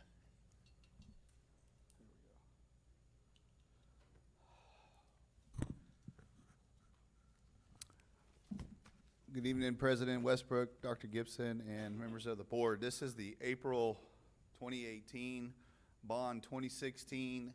I had a quick edit and 13 construction project update because we do have the HVAC replacement for Pascal and Malish using 13 bond savings. So we'll be changing that title next month, but wanted to touch base onto that part. So starting it off, Clemens High School, moving forward about 44% complete. A lot of things happening on the outside, and basically on this slide here explaining the process and the pieces that are coming forward. So the CTE building, the building itself completed in December. Site work around the building is still ongoing, trying to work through coordination efforts and timing of crews. The auxiliary gym coming forward in August of 2018. As you can see from L-Bell, they're working on the waterproofing and MEP rough ends inside. The event center, so that's the piece that's between the practice, or the auxiliary gym and the auditorium. The locker rooms, new choir, new dance, and the bridge to B-Wing, also slated for completion in August of 2018. Same things going on there. A lot of welding of structural steel going on. You can see that, and you can kind of see the grand stair that's going up in there as well. And then lastly, the new classroom and administration additions also in August of 2018. That's the new wing moving forward towards L-Bell. So a lot happening there on the exterior. Again, the areas mentioned are in blue, so we're working there, not the auditorium piece, but that middle piece inside that area there.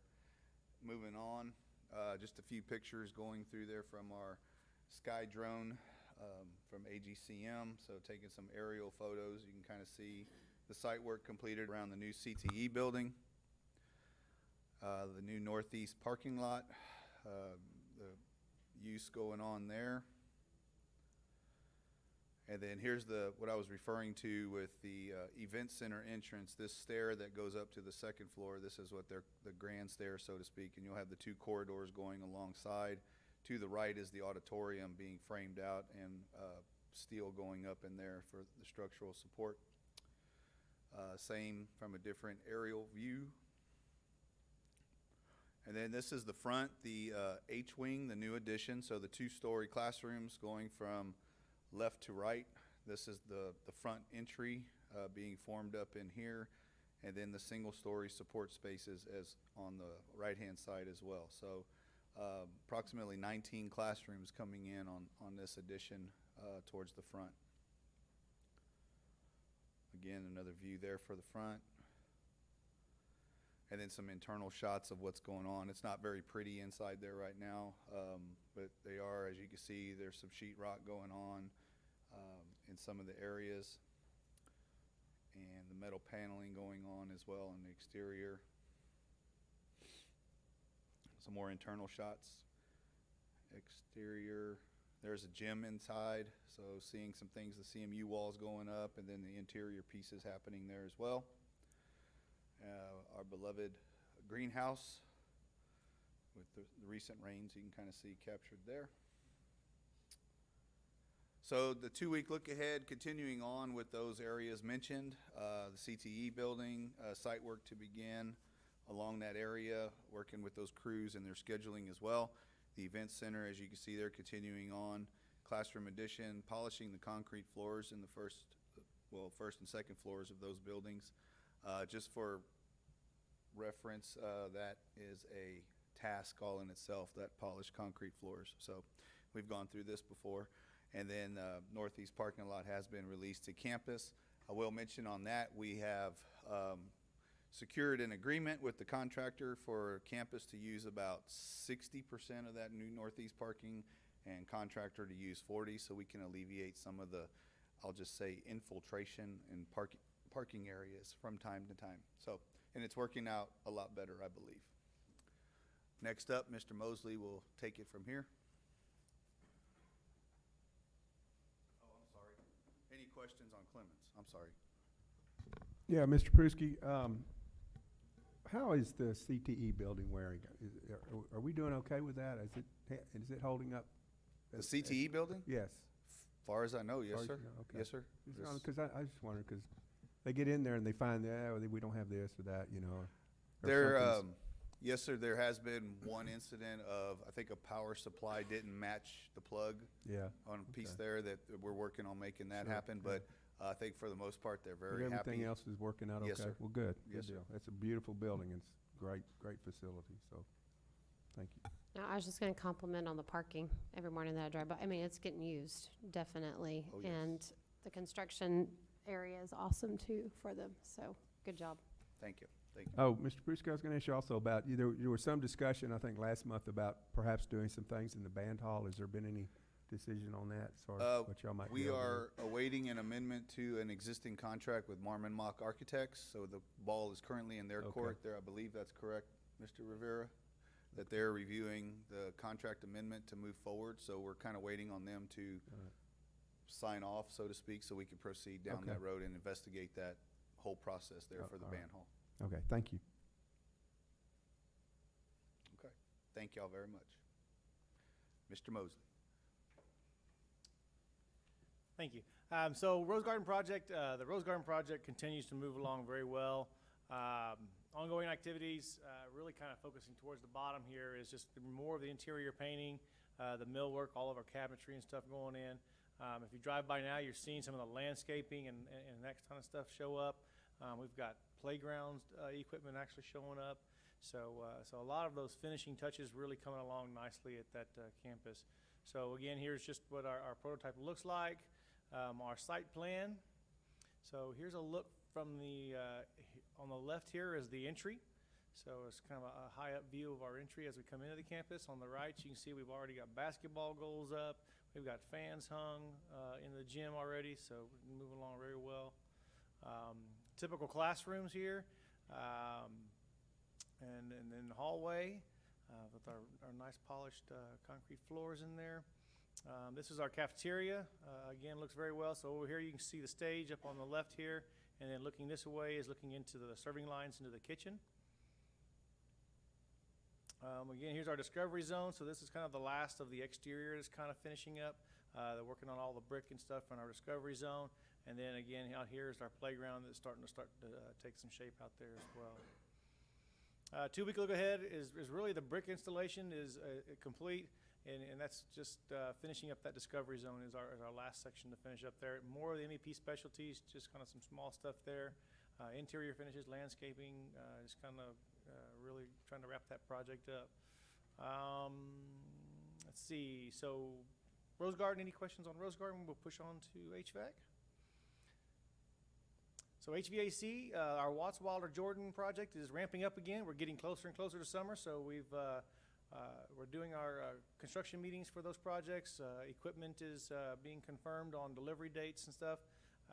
Working with the campuses on all the things that we've got to prepare for getting into those classrooms and finishing this project up this summer. So these 3 campuses, schedule-wise, will be finished this summer. And there's a schedule on that. So again, completion and completed by actually August 2018. We should be wrapped up and ready to go. This is just kind of showing you some of the phasing of those 3 campuses of what we've done. I know it's kind of hard to read a little bit, but 2018, the sections we're doing this summer are in the bluish and purplish kind of color. Pascal Malish, Mr.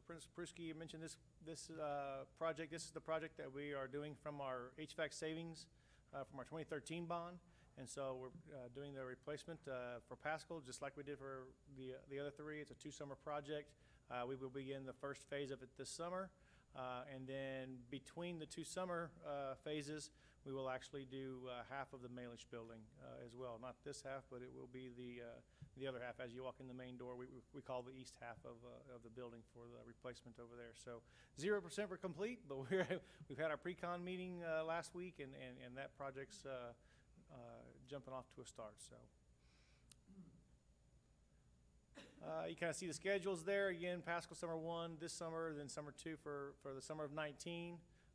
Malish East is an August to December time frame, trying to kind of focus that in with the contractor, see exactly how long that's going to take. Project completion would be July 31 of 2019 for both sites. And then again, here's kind of phasing for Pascal. You can see that the 2018 this summer we're working on this area of Pascal, and then the next summer we'll be over here. And then again on the east side of the Malish building for this coming fall. Technology, about 5% complete there. I think we've got several things starting to come through on our technology stuff from our bond as well. So, any questions on any of those?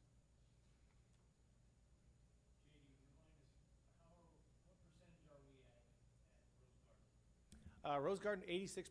Okay, thanks. So, driving by there, it looks like even more than that. But it's project's going well. So, yes, sir. Mm-hmm.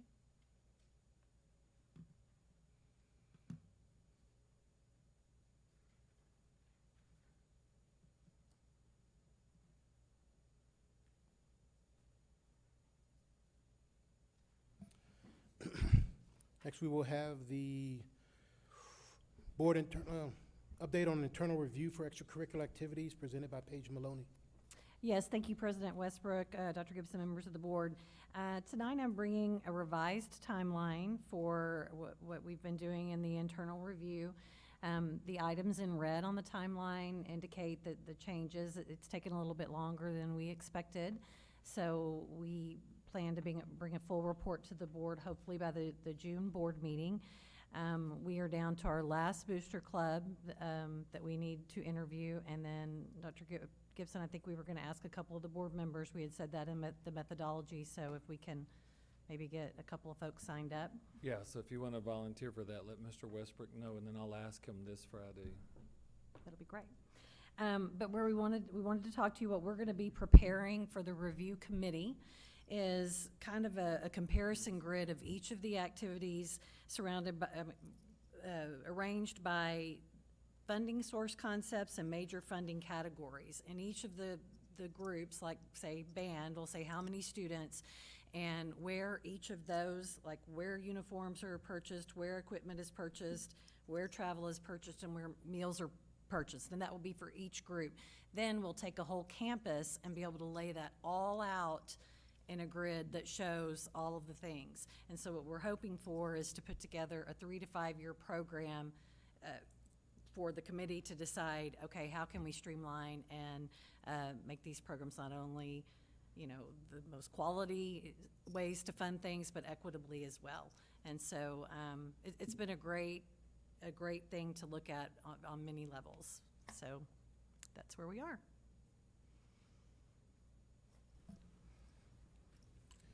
Have you, go for it. I appreciate you doing this, because I know it's a lot of work. But personally, I'm excited to see the results. And like I have told you before, I'm not necessarily saying something needs to change. I just want to make sure that nothing needs to change. And I guess my overall point, or my overall issue is that there may be one activity that, I'm just making up numbers, 80% of the stuff is provided and students just have to provide one or two things, where another one, they're having to fill that gap through other means, booster and stuff. And I just want to, I guess for me, and I just want to make sure that there's never an opportunity or never a situation where someone can't do something because we don't have the potential to support that program because it has a higher cost than another, and just making sure that everything's being distributed equitably. And I think, based on what I saw, I think y'all are asking exactly the right questions and looking at the right things, so I appreciate it. Well, and from the administration interviews to the coaches and sponsor interviews, all the way to the booster interviews, there has not been one group that they said this is long overdue. And Miyagi, my predecessor, said, she goes, "Oh, I'm so glad that that needed to be done, but I'm glad you're doing it." So everyone has just been cooperative and Sure. also in the spirit of not just their own activity or sport, but for all the kids. Yeah, and I really appreciate all that. I know it's a lot of work, a lot of extra stuff going on, but like I said, and I think you brought it up, it's something that needs to be done, and I really appreciate y'all's work. Thank you. And I just want to say I wanted to thank y'all for including the booster clubs, because we forget what a wonderful source of revenue sometimes that is for our sport, and including them. And I had feedback from one that said they were just excited. Somebody asked them questions about what they did, and they were organized, and y'all were so complimentary to them, and they just felt so, I guess I could say important, but just happy for what they've done. Some credit, because a lot of times that just goes year by year, passes from parent to parent to parent, and nobody kind of it just happens. And so I just want to compliment you on including them, and just thank you because I know that had to take time to meet with all those booster clubs as well. And one thing we've been able to, we've talked about in cabinet is the number of volunteer hours that are going into this district is, you just wouldn't even believe it. And so I think that's definitely a value input as well, with no monetary attachment. Since you brought that up, do we ever do anything to acknowledge or recognize that we may do it? I'm just unaware of some of the people who really go out of their way to volunteer and contribute to the district. Do we ever? Yeah, the commitment to excellence is probably the closest thing that pops to mind. It may be that we want to do a big drive to really make sure that awareness is out there. Not this year, Linda. We've already ordered plaques. I can recognize the look on your face. But The campuses. Yeah, that's true. They do. Yeah, that's true. Anything more? I know we do have Amy and John have already agreed to any other people that want to do interviews. Nope. When would that be? Just whenever we could get you. Well, I would like to do it. I'm just not sure I'd be available. So. Okay. The main, and I don't have a concern because I know, like you said, there's hundreds of people out there giving hundreds of hours, doing a lot of great things. And, I kind of like John, I don't want to, hopefully, you want to hear there's no problem, and that, but my main concern is, again, equitability, of resources, whether it's from us or from a booster club, so that would be an issue I would like to hear a little bit about. So just to reinforce, Ms. Maloney wanted to set it up to look at this matter through all lenses, including the board's lens. That's why this is part of that. And there's no right or wrong with the results. It's just opportunities for improvement. Yeah. Great. Thank you. Is there ever any breakdown based upon participation in extracurricular activities based upon socioeconomic status? We didn't do that. We have broken it down by the number of participants, and then, there are I don't want to get too detailed with it, but there are certain things where you have to have quite a bit of talent to be in the program, and then some that are more participatory. And so that's a variable that will weigh in as well. Yes. So. Okay. Playing the Thank- flute. Playing the flute. I wanted to. My mom didn't want me to. You got to be able to tumble. Never mind. No. All right, thank you very much. Next, Dr. Gibson, Board Internal Committee, Budget Committee. Yeah, so board policy, BDB local allows for the board to organize committees that are advisory in nature, and once they have served the purpose that's outlined initially, they're in essence disbanded, and maybe another committee is formed. So to that end, at our last facility or finance rather workshop, at the end of the meeting, we had asked if trustees wanted to have such a committee, or if they wanted to do it as a committee of the whole in quarterly workshops, and we got the answer yes, or no. We got them all at the same time. And so actually the model that's laid out on page 32 per Mr. Westbrook's request is a model that does both of those. So it allows for an advisory committee to be formed of less than a quorum, which the board president may appoint per board policy BDB some community members to join that committee. And the 6 items there were just the first shot at, what might be the standing agenda items for that committee. Here's kind of the part that meets the needs of both. Then that would that group would report out at quarterly board workshops. So every quarter, the board workshop that's scheduled for that month would be a budget workshop, and it would be the board budget committee that's reporting out at that quarterly workshop.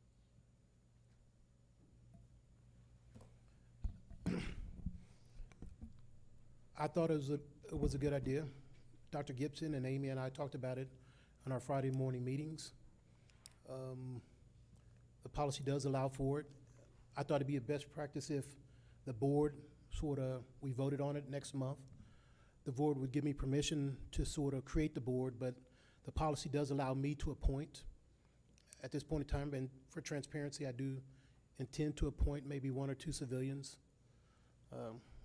If there's we call them community members. Oh, community members. Oh, military okay, community members. That's okay. We get it. Community members. And so the board's aware of it. And then, of course, according to policy, I'm an ex officio member, so in case a board member could not show up, I could probably show up, but as long as there's, that's basically, I think it's a good idea, and I think according to Paige Maloney, it was a best practice, according to TASB or TASBO? TASBO. And one of the things I failed to mention, Mr. Westbrook, that was mentioned at the last workshop was that to make sure on matters related to interest in sinking side of the house, that's done as a committee of the whole. So that would not be a part of the budget committee. That would be done at the quarterly workshops. So in essence, we'll have the financial advisor here each quarter to give an update on where we are on the INS side to the board each quarter. 15, 20-minute updates if there's any questions. This is purely advisory. There's no Correct. voting, purely advisory. That's correct. And then By everything, policy, by yes. policy, and everything does come back to the board to be voted on. So I don't Correct. think there's any danger of any decisions made, without any other board member's permission. We view it as learning, I guess, is one way to look at it. Yeah, let me just throw something in here. Having been through a decade plus ago when we did have committees, I think for the most part we've been a very cordial board for years now, but there have been times when it wasn't that way. I wouldn't mind seeing some kind of checks and balance in here where you allow the president to choose the members of the committee, but then the board as a whole has to approve that, or some kind of checks and balance where it comes back to the board as a whole. Because otherwise you may get into one of those scenarios where you got 4 versus 3 kind of split on the board, and not that we're there, but just, you end up with that kind of a situation, and you have that in some districts, you could possibly have it here, and then you kind of get into this us versus them versus, allowing some kind of checks and balance where the board as a whole just gives it a thumbs up or checks off on it, and then we move forward. So that's just a thought. I think we can write that in. Dee Dee can.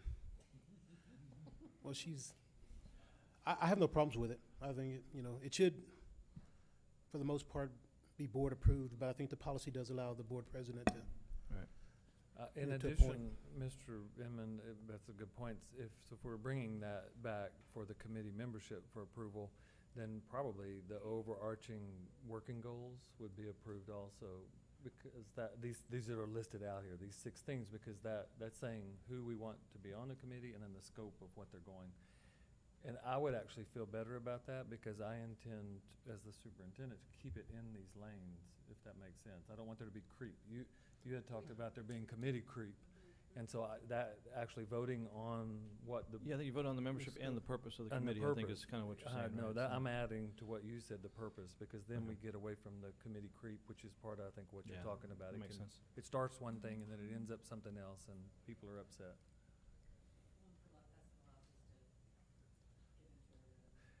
Yeah, and so it's really important, these 6 things, for everybody to, over the next 30 days, to look at them and think that, is that the right, because if we're gonna potentially bring it back to the board for approval, we would need there to be understanding of, this, what are the big concepts, that we're gonna study and dig deeper in.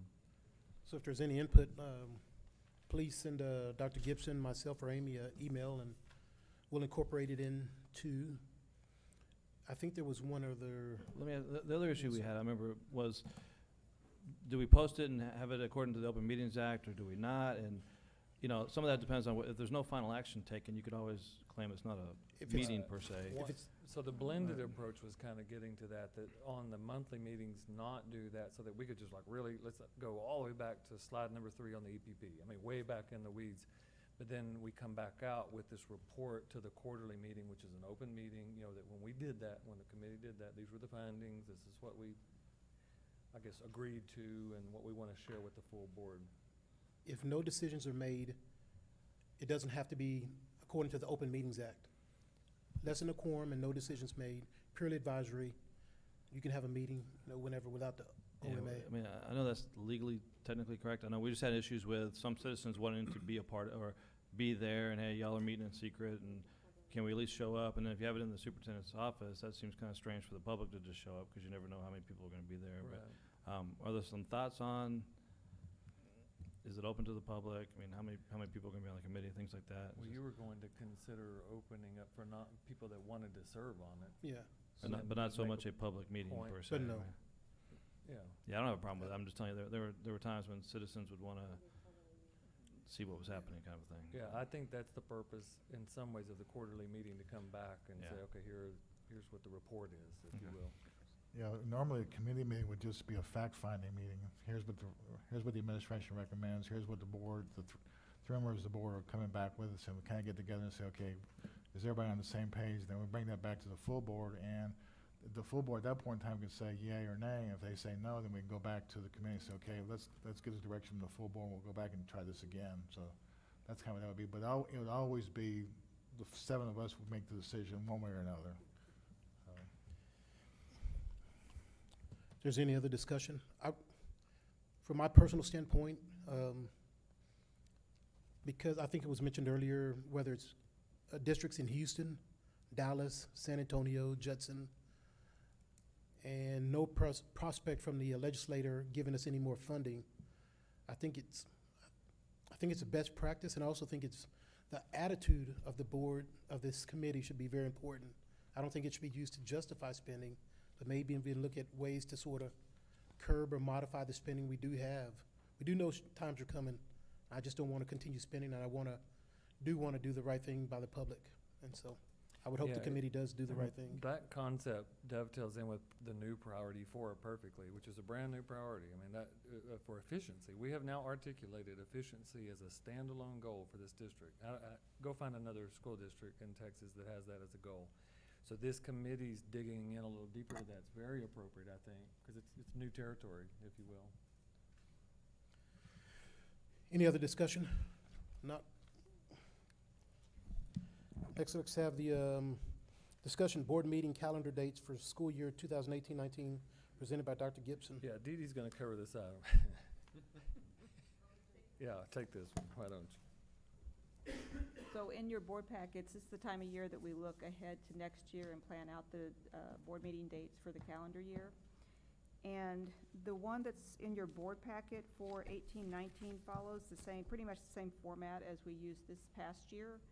One change that we do have on here for board consideration is to possibly move the March regular board meeting from the third Tuesday to the third Thursday, which would allow us to post on Monday and would give us a little bit more flexibility if we have anything happen over spring break or anything that comes to our attention that needs to be put on the board agenda without having to wait until April. And we plan to bring this back for board action next month so everybody can get their calendars aligned.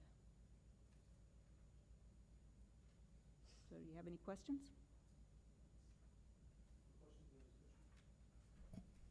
No objection. It'll be back in May. Yes. If anything comes up, you have any questions, just go ahead and email us, and we can get it out in a board update if something needs to be considered for change. Next, we will have, June. Why don't you ask Dr. Edwards, if you don't mind, we'll proceed on with the meeting, and then we'll get it, if you want to go ahead and just cover it. Thank you, Mr. DiDomenico. But next, we will have a procurement of goods and services presented by Matt Rivera. And Matt, if I may, so again, following our relatively new 2 months in process, we've got all of the procurement items kind of queued up in one thing. Matt is the facilitator, and he turns it over to the individual folks responsible for each item. Thank you, Dr. Gibson. I will begin with Mr. Mosley.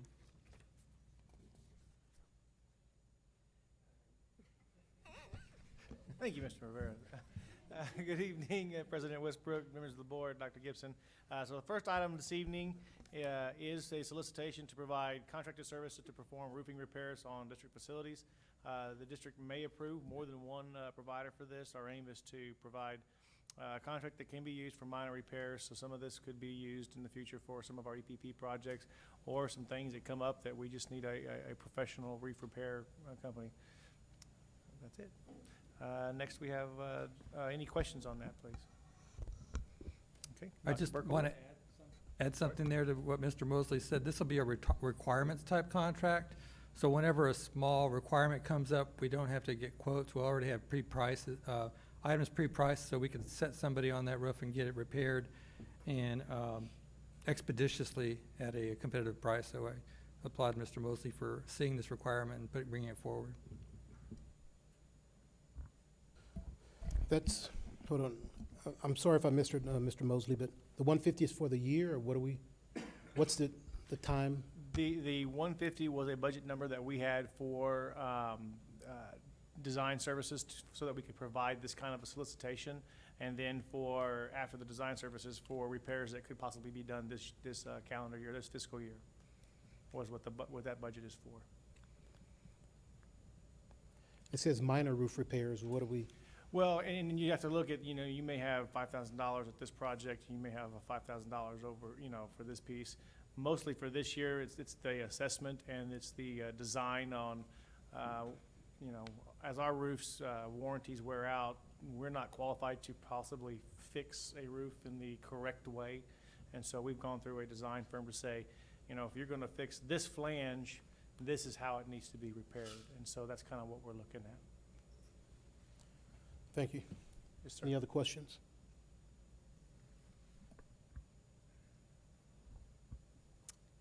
Okay, the next solicitation is for, to provide parts and equipment to upgrade the district's network operating center. These include server switches, core blades, power supplies, VMware, and racks. It's a 2016 bond project, and the estimated completion is mid-June. Are there any questions?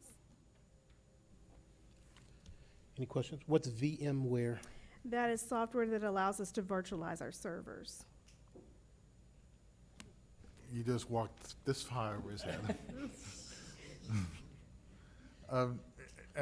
It's kind of like, how do I say this right? You go to town, you buy a laptop that's got 4 cores in it, and it says you have 8 virtual servers. What essentially happens is the memory that's in the core processor is being replicated onto a hard drive, and basically there's software that allows the machine to back to swap back and forth between what's actually in the processor at any given time and onto a hard drive, and then make it back and forth. So instead of having 4 instructions happening at one time, you actually have 8 happening at one time, but you may only have 4 instructions happening at any given time. So it's a way of having 8 programs running instead of having 4 programs, and the processors are fast enough to be able to handle that now. That makes sense. That clears it up. You did a great job. Dr. Burkholder knows what I'm saying, I and do. it just basically we can get double the work done Yes. with no more additional And reduces our expense. footprint in our NOC and fewer actual physical servers. As long as it has an on button, I'm okay. It does. I appreciate you breaking it down. I was going to do it much more in depth, but thank you. Yeah, Dr. Burkholder was the only one who knew what you were talking about. Sorry. All right, sorry about let's go, Matt. Who's next? All right. If there are no other questions, then we have a very unique opportunity here to pick up something that Dr. Goldhorn will be presenting on the Universal Academic Screener. Dr. Goldhorn is my husband, but I'm Mrs. I saw one tonight. I'll be doctor tonight. No. The purpose of this solicitation is to provide a universal screening tool to assist in the identification of students who may be at risk. In the context of RTI, response to intervention, prevention model, universal screening is the first step in identifying the students who are at risk. Areas of focus shall include reading, math, and behavior. And our estimated time to utilize this universal screening is in May. Any questions?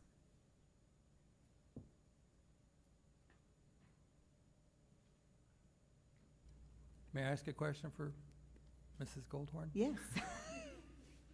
Now, why haven't we had to do this before? Very good question, Matt.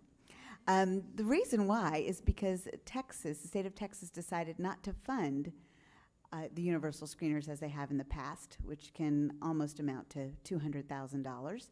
That funding was unfortunately dropped last summer and left our district and all districts in the state of Texas in a bind of having to figure out how we are going to fund universal screeners in the area of reading and math.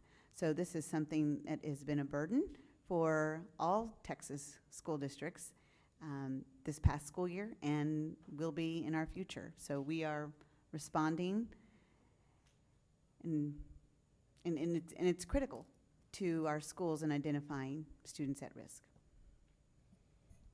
So moving forward, this will be approximately a $200,000 fiscal impact every year? Or what do we? It could be.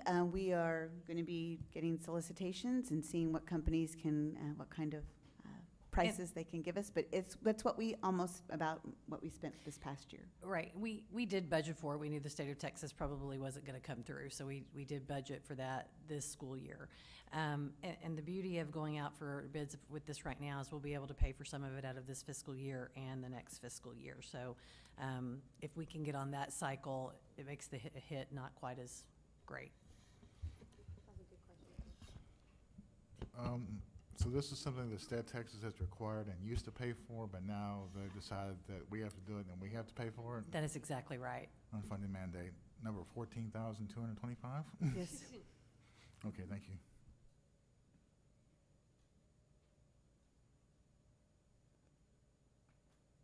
Thank you, Mrs. Goldhorn. We have an exciting project coming up. Mrs. Cornejo, do you want to lead into that? Mr. Westbrook, Dr. Gibson, and board members, we are needing to, due to the campus growth, add additional space in the kitchen and food service areas. The areas targeted by this solicitation will include a new freezer, cooler spaces, relocation of office space, and increasing the size of the pantry area. Projection completion date is 8/1/2018 using child nutrition federal funds. And if I'm correct, this is, through the notes, this was required because we had an excess of federal funds or more than 3 months worth of? We did, and with all the growth at Clemens, our current freezer and cooler space are the original way back when, and they're very tiny. They're probably the smallest in the school district compared to even an elementary. So badly needed. Thank you. I thought and it said 297. What does it say here? I'm trying to. It's 250? 250,000 to start off with. And And it is considered like a three-phase project, depending on our child nutrition funds.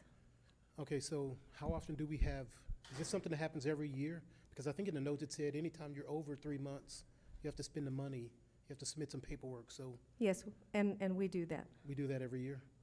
pretty much. What did we spend it on last year? Equipment for the kitchens, combi ovens, anything that we need. We have a replacement plan for equipment. Freezer truck was already getting old and actually collapsed, went down in August, and we bought a new freezer truck. So we were ready. All right, thank you. Mhm. It's a lot of money. Okay, thank you, Maggie. Since we went to press with this bottom line up front document, our design team has said that we might be a little overly optimistic on the completion date on this. So we're trying to arrange a face-to-face meeting to iron out any differences we have, and so we're on the same sheet of paper on that project. Student growth is happening at Clements, and just really glad that Maggie's team has come up with a good plan on how to accommodate it there. The next item on our list of bluff documents is the grading of a future school site at Homestead. Homestead is moving on to their phase 2. That's the area that is Nortex Farms, if you're familiar with the area near I-35. And in your agenda, there's a small picture of the cutout where you see our school site. It says school in the middle of it, and you can see the elevations. There's a bit of a crown on that land, 842 plus or minus feet up. We're hoping to take advantage of a solicitation that the developer is issuing so that we could, instead of paying $12 a cubic yard to cut and remove fill, we can take advantage of his $4 to $5 a cubic yard. So it could save us several $100,000 if we join with him and add our small volume, maybe up to 60,000 cubic yards to his greater volume when he's starting to cut and paving out there. Wayne and Matt, no matter what, the crest of that hill has to come off, no matter what we build, and where we build it. Right, it's one of those, not to be sounding this way, but we're gonna either pay for it now or pay for it later. Right, and so while they're in there, they probably need the dirt for some low area down at the bottom of the hill. Our equipment's in there, let's do this one time. Yes, sir. We don't have to pay to have it hauled off. They can pay and use it as needed, and it's I believe, beneficial to both parties, a win-win, so to speak. Yeah, and when this project started, just as a reminder, we were at the bottom of the hill, which is also Right. called a river or a creek or, a flood area, and so we bought the top of the hill, so. Right. And I'm proud that we have the top of the hill, but we literally have the top of the hill, so, okay, so we've gotta take some of it off. Right. Question, how much were you planning on taking off? To level this thing out. Our engineer has estimated we could shave off up to 60,000 cubic yards. That's the most that they'll allow us to participate in their solicitation. That brings it from 842 plus or minus down to 832. It brings it down to 832. It doesn't take us down to the bottom. We'll still have an elevation, but it does take quite a bit off. It puts us, because I'm sitting looking at that line behind Brookline, it looks like it's 850. So it would put us below that point. Obviously, we'd still be higher than anybody else in the area, except for that one spot, right? That'd be right? Right, there'll be a lot of grading and seeding to Yeah. stabilize the soil, but it will save us about 50 to 75% of our costs if we do it now. Okay, I was just curious how much to take off. Okay, about 10 feet. That makes sense. Okay, thank you. Yes, sir. All right, so next month for board action items, next month, we will have board internal organization, the budget committee, a board meeting calendar dates for school year 2018, 2019, solicitation for roofing repairs, solicitation for network operating center, solicitation for universal academic screener, solicitation for Clements High School kitchen renovations, and grading at future Homestead school site. Was there anything else? Nope. And let me ask, do we want to bring the budget committee back as a separate action item, since we were talking about Yeah, the yeah, you're right. motion, including some specific language? Yes, you're Is that correct. okay? Yeah. President Westbrook, before we get off of this procurement of goods and services, I would just like to say, I just want to commend Ms. Cornejo for the effective and efficient operations of our cafeterias in this school district. You know, she does the job with she has a great staff, obviously. She does the job, she keeps things under control as far as price and budget goes. And I just think that needs to be stated at this time. So given the opportunity, I'd like to do that. Thank you, Ms. Cornejo.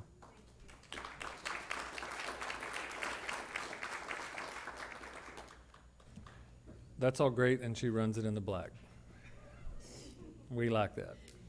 First district I've worked at, 30 years, we're consistently running the black, seriously. I've been here a long time, and I know when that wasn't happening, so I appreciate it. Thank you. And I spend almost every Tuesday in the Green Valley Elementary School cafeteria, so I see what's going on. I'm not there to see what's going on. I just have to see what's going on. And I like what I see, so thank you very much. And my granddaughters like the pizza. That's all that matters.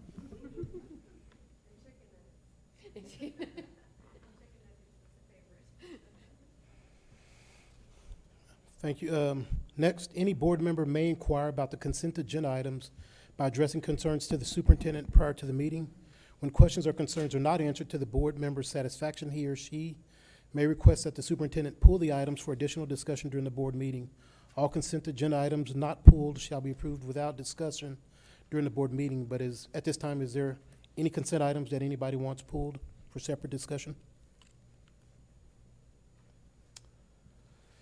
If none, can I have a motion for the consent items? I move the Board of Trustees approve the consent agenda as presented, A through Q. Second. We have a motion and a second. Any discussion? All those in favor, raise your right hand. Motion passes 7-0.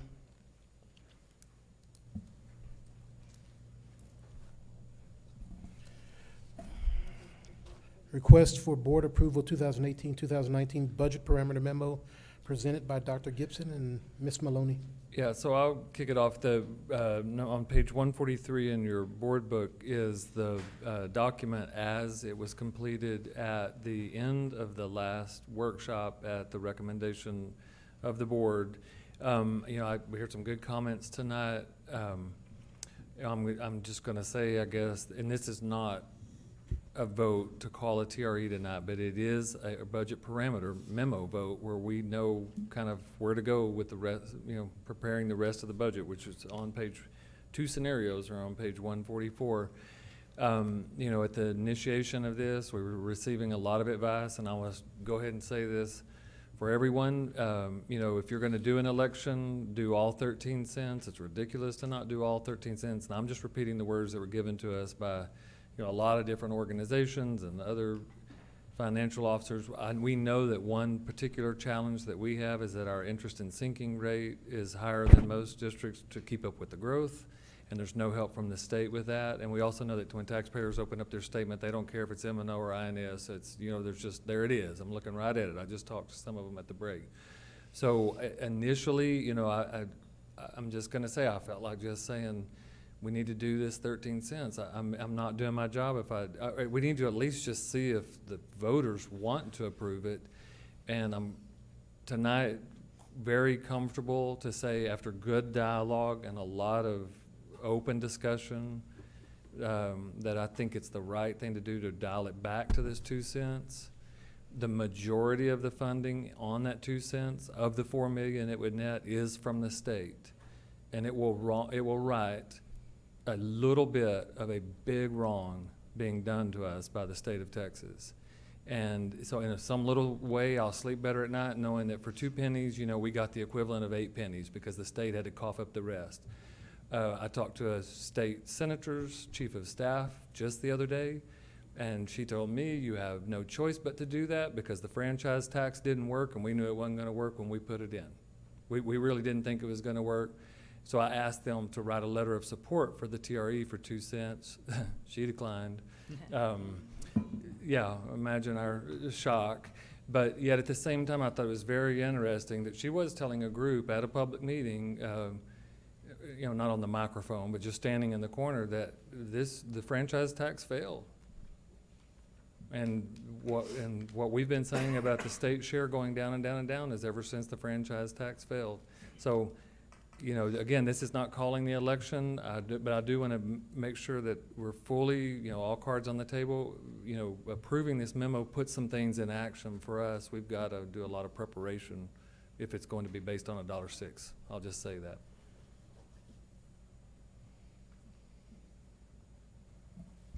I do have one question.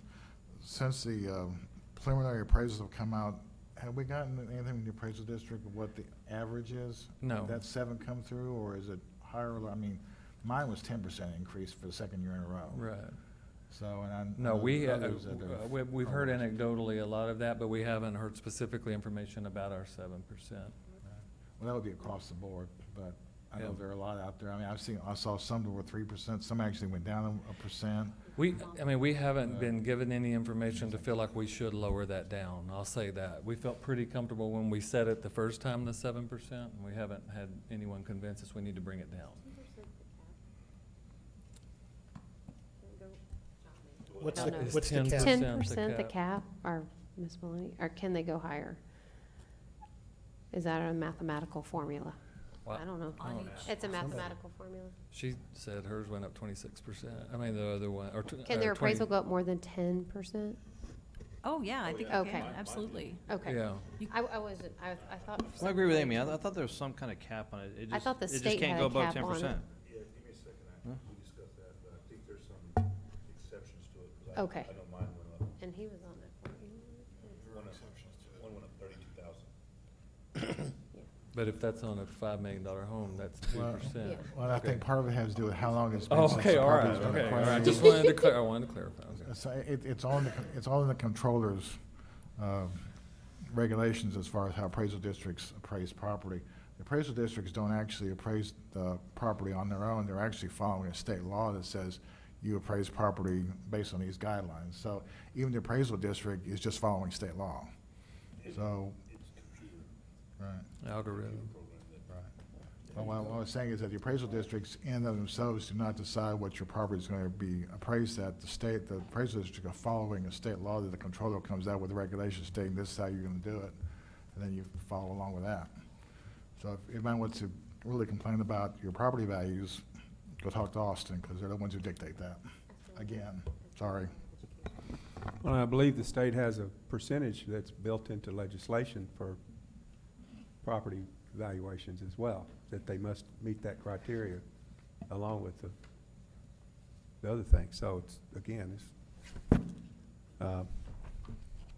you talk to some folks at the state if you're not happy with your property valuations. Yeah, Dr. Gibson, again, so for the purposes of the memo, this is really just a guideline for you. This is That's the board correct. kind of giving a thumbs up to kind of move forward, I guess. Yeah, as well. because we have to initiate some actions with the attorney Clay, that you all met the last time. We've got to do some preliminary work, if you will. Then ultimately, though, the board does decide whether or not to move forward with the TRE. And that's a Correct. separate discussion and vote, as well as whether we do a pay raise or one-time pay Correct. out. That's still a All- separate correct. topic, even though that's what we're leaning towards Correct. at this point. Absolutely. And the main, I think it's highlighted in yellow, and the 2 bullets of the things that would have to happen at this point, because if, we would have to do truth and taxation early to be able to approve that tax rate in June to trigger the August election. The beauty of that is the election would be held prior to the budget being passed, and if it weren't to pass, we could back out the things that we Right. put in the budget. Are we starting to get input from other districts on what they're doing with respect to pay raises? Yeah, it's About going this to time be of year usually starts. It's going to be a pretty Trickling. lean year, San Antonio-wide, in my opinion. It's what we're hearing, because it's what you said earlier. We're hearing the same thing. We're kind of against this wall, and All right. Is there any, Can I get a motion? Mr. President, I move the Board of Trustees approve the 2018-2019 budget parameter memo outlining the budget development process and estimated budget projections for school year 2018-2019 as presented. I second. There's been a motion and a second. Any further discussion, questions? All those in favor, please raise your right hand. Motion passes.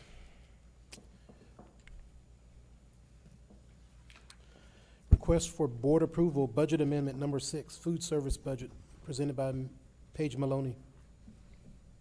Yes, This as has we, absolutely nothing to do with what you just approved, so. Right, Okay, yeah, this is right. the current year budget. this is in response to what we anticipate, hopefully, to get the project started for Ms. Cornejo. It's a budget amendment to move the additional $350,000 out of the fund balance into the regular balance in food service. So it's just our 6th budget amendment for the year. May I have a motion? Mr. President, I move the Board of Trustees approve budget amendment number 6, food service budget for equipment purchases and remodeling as presented. Second. Motion and second. Any discussion? All those in favor, raise your right hand. Motion passes.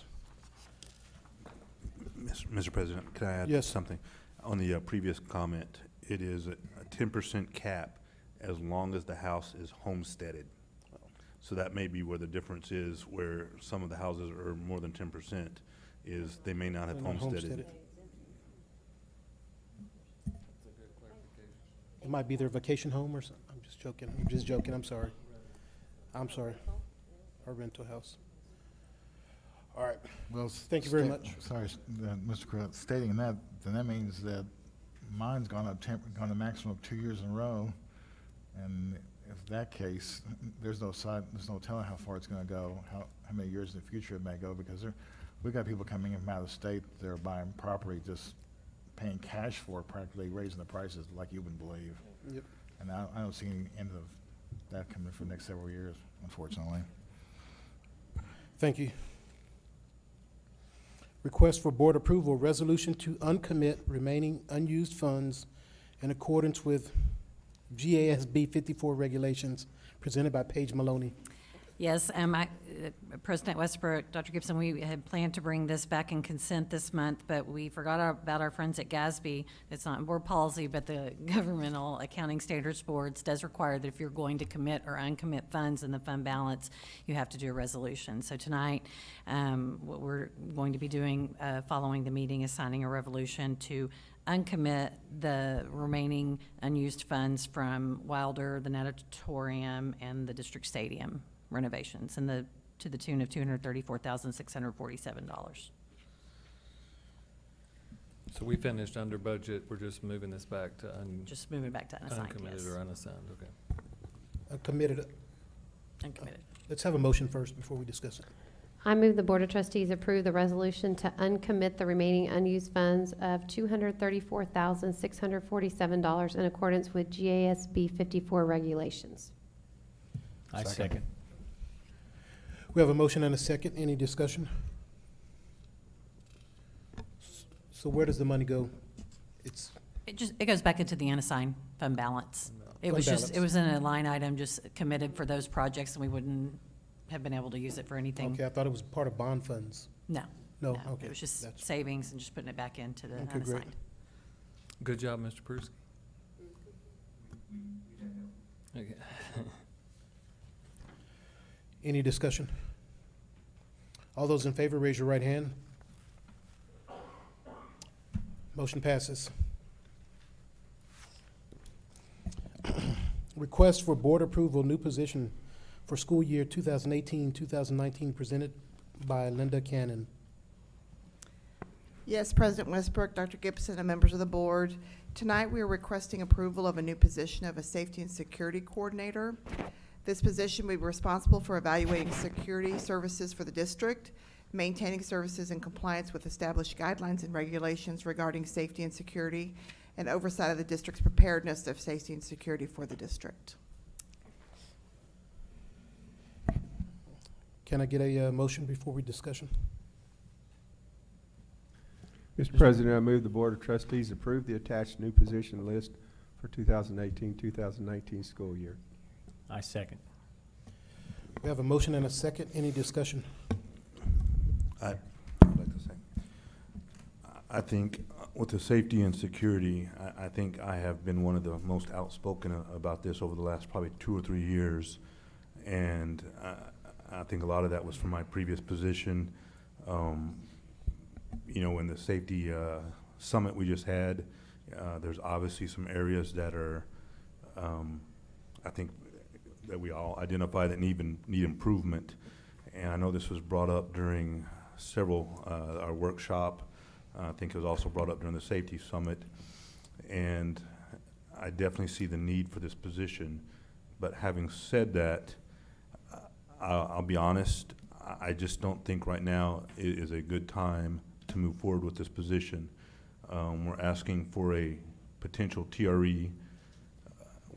Some of it is to give teachers, you know, potentially give teachers raises. Some of it's because we're looking at expanding CTE programs, which to me it says, if I was an employee, and I'll just give you my personal experience, I remember not getting a pay raises several years in a row, and then for the city to add another city assistant city manager position, or the city to add another director position, or the city to give the city manager a $25,000 bonus.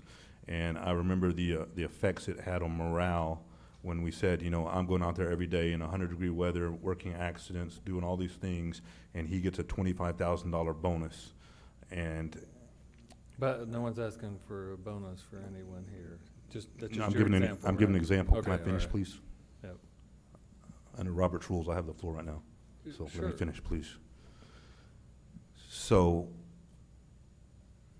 for me personally, I see the need for this position. I see that Ms. Che has this as one of her assigned extra duties, but I personally just cannot approve it or accept it because of some of the other conditions that we're currently in. That's just my personal position. You know, I'm a little bit, I guess I'm taken aback a little bit, Mr. Crew, because you have been the most vocal person on this board about school safety.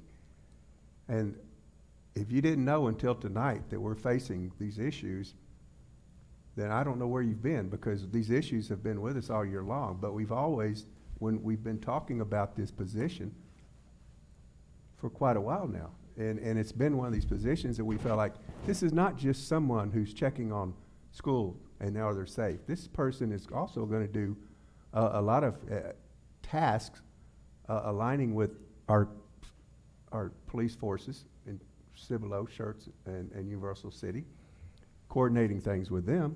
It's going to be a point of reference for these people to work with. So I don't know. I'm thrown back. I don't know what to say. Just Since you brought it up, yes, I have been one of the biggest advocates for school safety, and for you to make the comment, I don't know where you've been. I don't know where that comes from, but your personal digs aren't necessary. that's not a personal dig. Yeah, I took it as a personal dig. Well, Don't interrupt. I think have the that's floor. what I'm asking you is, we have been talking about budget parameters. Mr. President, do I for have the months. floor? Or Yes, John. okay. Yes, John. So I'm saying after reviewing everything and after looking at the current status with requests for possible TRE and some other things, I personally cannot accept this position. Gary Inman. Yeah, thanks, Mr. President. And again, honestly, I too, I'm all for school safety and security. I know it's one of our highest priorities. We want to ensure that all 15,000 of our kids come to school safe and they get home safe. But again, I think with the budget being what it is, and I brought up these issues the other day, the thing that always pains me is, you know, the day before the school shooting in Florida, this really wasn't a topic we were discussing this heavily. We weren't discussing having a $100,000 position for school safety. And it always kind of just concerns me when an event takes place like that, as bad as it was, and all of a sudden governments just react and, you know, would they do something kind of mentality. And we're not any less safe the day after that event took place than we were the day before. quite honestly.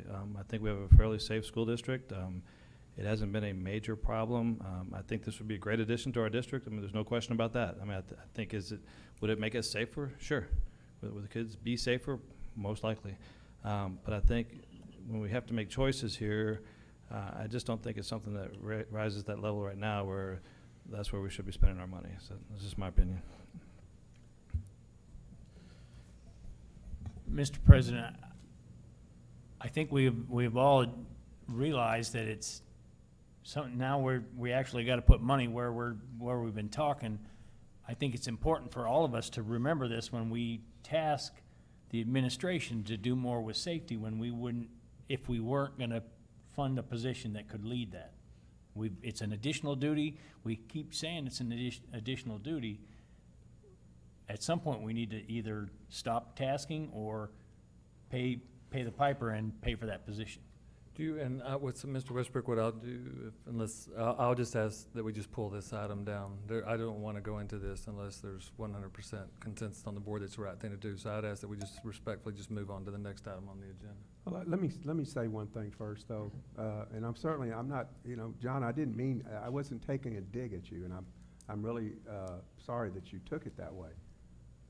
I guess that was more of a rhetorical question than anything else that I was stating. But let me also add this, is that, do we wait till it's too late? There's nothing that says hiring this person is gonna make schools more safe. There's no guarantees on anything. But we've been talking about this for a long time, and we're gonna, yeah, we've been fortunate. We've been very fortunate. We were fortunate that 2 students spoke up in the parking lot over here by the YMCA building, because that averted a tragedy, a possible tragedy, I should say. Those students did the right thing. They saw something, they spoke up. God bless them. We're going to look up one of these days and we're going to wish we had done something.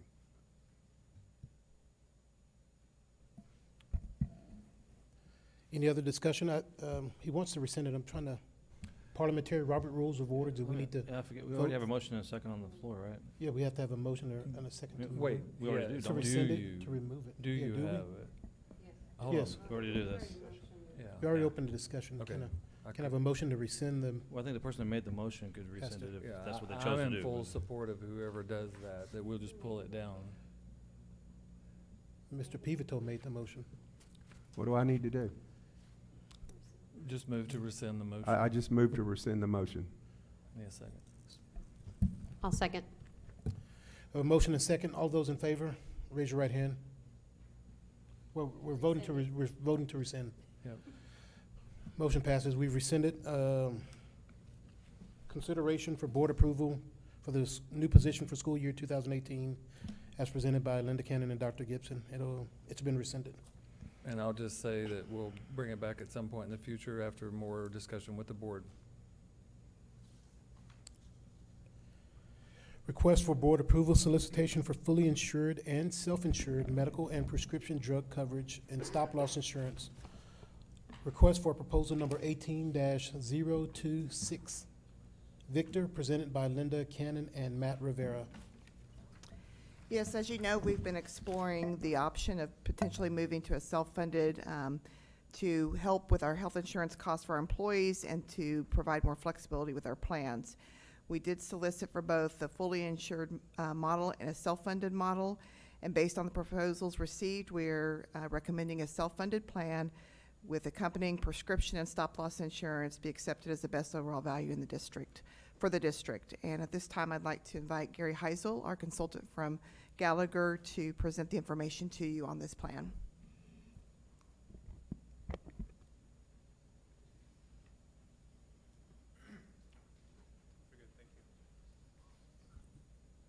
Good evening, Dr. Gibson, President Westbrook, and the school board. I'm Gary Heisel. I work for Gallagher, the consulting firm that works with the city, or with the school district, and I would like to go through some of the process and such that we went through for the self-funded medical plan RFP. First, I wanted to go through a little bit of a history. So way back in fiscal year 14, Humana was the medical carrier. And in order to meet the various budget needs through time, there needed to be plan changes and rate actions to keep the contributions, the district contributions, the same. Back in 2016, September 2016, it was the end of the Humana contract, everything moving over to United Healthcare. And then after that, there were again plan changes needed to lessen what employees paid out of their paycheck. Back in September of 17 last year, the district decided to raise their contributions by 3%.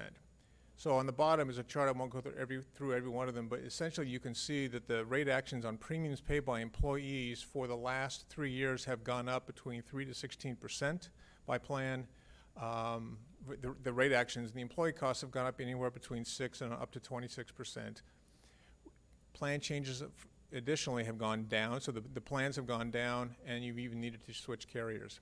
Throughout this process, though, going through a self-funded arrangement and an RFP process, we are able to reduce the overall premiums, the cost to the district, both what the district contributes and what the employees pay, by a little over 8% of a reduction. The employee costs will stay the same, the district costs will stay the same, the plans will stay the same, all good things for the employees. Okay, for rate actions, just from an industry trend, rate actions that we've seen for school districts over the last 3 years have gone between 3 to 16%. Again, we talked about premiums going, plans are needing to be reduced, and what we're finding is out in the marketplace, healthcare costs go up anywhere between 7 to 9%, assuming you don't change the plans.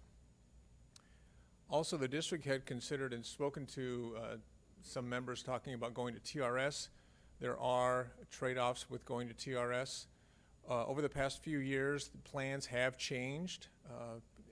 The networks have gotten smaller, deductibles have gone up, copays have gone up, and unlike what you have by not being within TRS, once you get into TRS, you are in, essentially the way it sits today, to stay. So you are subject to the rates and the plans that it applies. You have really no control over that.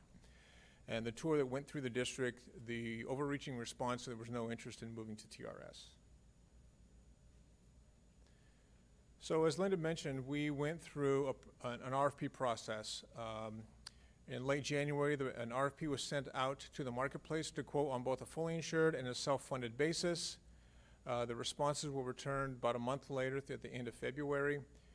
We went with the district to the committee and reviewed the responses in the first part of March 10th.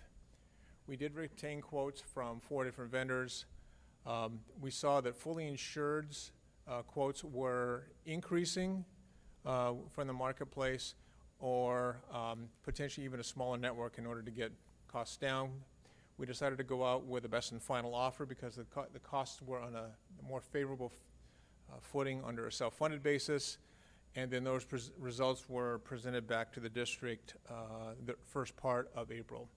The recommendation, as we had mentioned earlier, was to stay with United Healthcare with the same plan, having the best financial offer.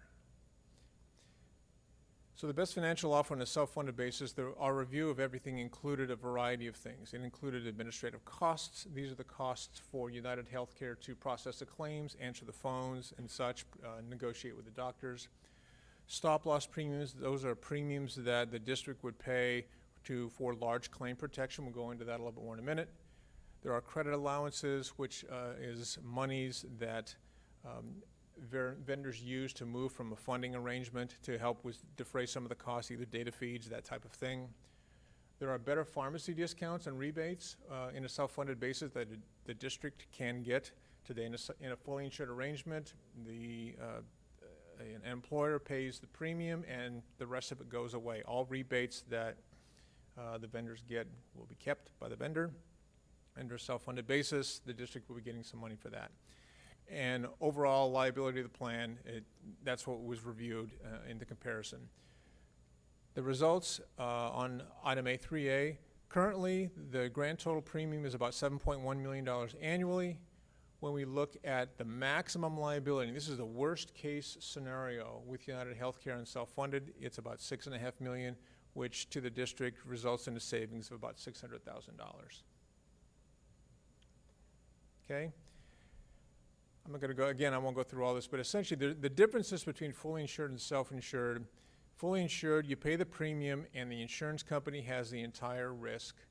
The plan design flexibility, you're a little bit limited in what that is because a lot of the plans are fairly packaged. Fully insured premiums have premium taxes in there that you do not have under self-funded arrangement. There are some state laws and mandates that you are subject to. And within the price, there are reserves built in for the insurance company. Excuse me. On a self-funded basis, the employer assumes a risk. Their costs can be variable, so there are pieces, as we spoke on, there's administrative costs, stop-loss costs, and then monthly claim experience. You have more flexibility with your plan.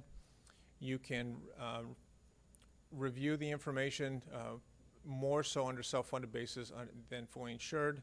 Taxes go away. You hold the reserves.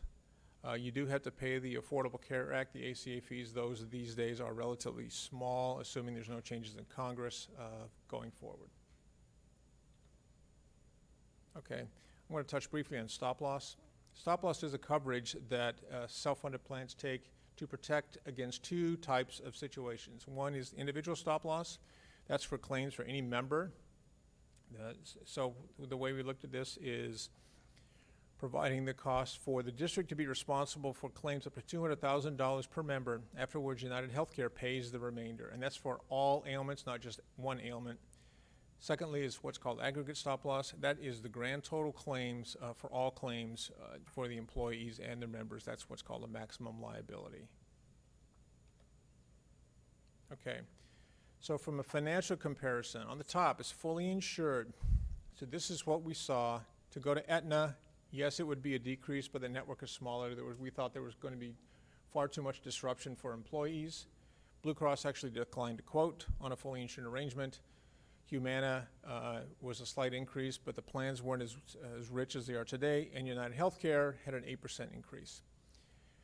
Excuse me, when going to a self-funded arrangement, though, as you can see, with the Humana was almost break even, but Aetna, Blue Cross, and United Healthcare were better than what it was today under fully insured arrangement, with United Healthcare being the best at almost a $600,000 savings year over year. Again, keeping with the current plan. So the overall district impact to both the district and the employees. Plan flexibility, the district now has more say if they go this way, to be able to tailor the plan to meet the needs of the employees and the district. You don't have to worry about excess costs as in profits and taxes. And I mentioned reporting earlier, you'll be able to dive a little bit more into the data than you can under the fully insured arrangement. For employees for this next year, they can keep the same plan. They have the same payroll deductions or contribution rates for next year. The only difference is they will get a new ID card. Excuse me. So what we would do is just communicate to the employees on a self-funded basis that now, whenever you go to the provider, doctor or hospital, up to $200,000, these are the district's costs. These are not United Healthcare costs. So there has to be a communication to get people to buy into the concept. And again, the savings is about $600,000 on a maximum basis. So on Roman numeral 2A, with the contribution rate means just to be clear, there is no rate increase under this plan for our individual staff members. That's correct. So what people are paying today out of their paychecks would remain the same next year, assuming they stay with the same plan and don't add dependents. Right. So all things being equal, no increase. That's correct. And you stay with the same company. That is correct. Wow. That's a rare occurrence. That is rare. These days. I just had a discussion actually yesterday with a district, and they're going to be creating a smaller network, and they're going to be raising the costs anywhere between about 5% to about 20%, depending upon family, child, spouse, such. Yeah, and Monday morning quarterback's probably not a good idea, but if you went back and don't do it, but Okay. if we just think back to the fully insured, we would be making, if we didn't have the partially self-funded, we would be making a decision between switching back to Humana for a 2.8% increase or staying with United with an 8% increase if we went with the fully insured.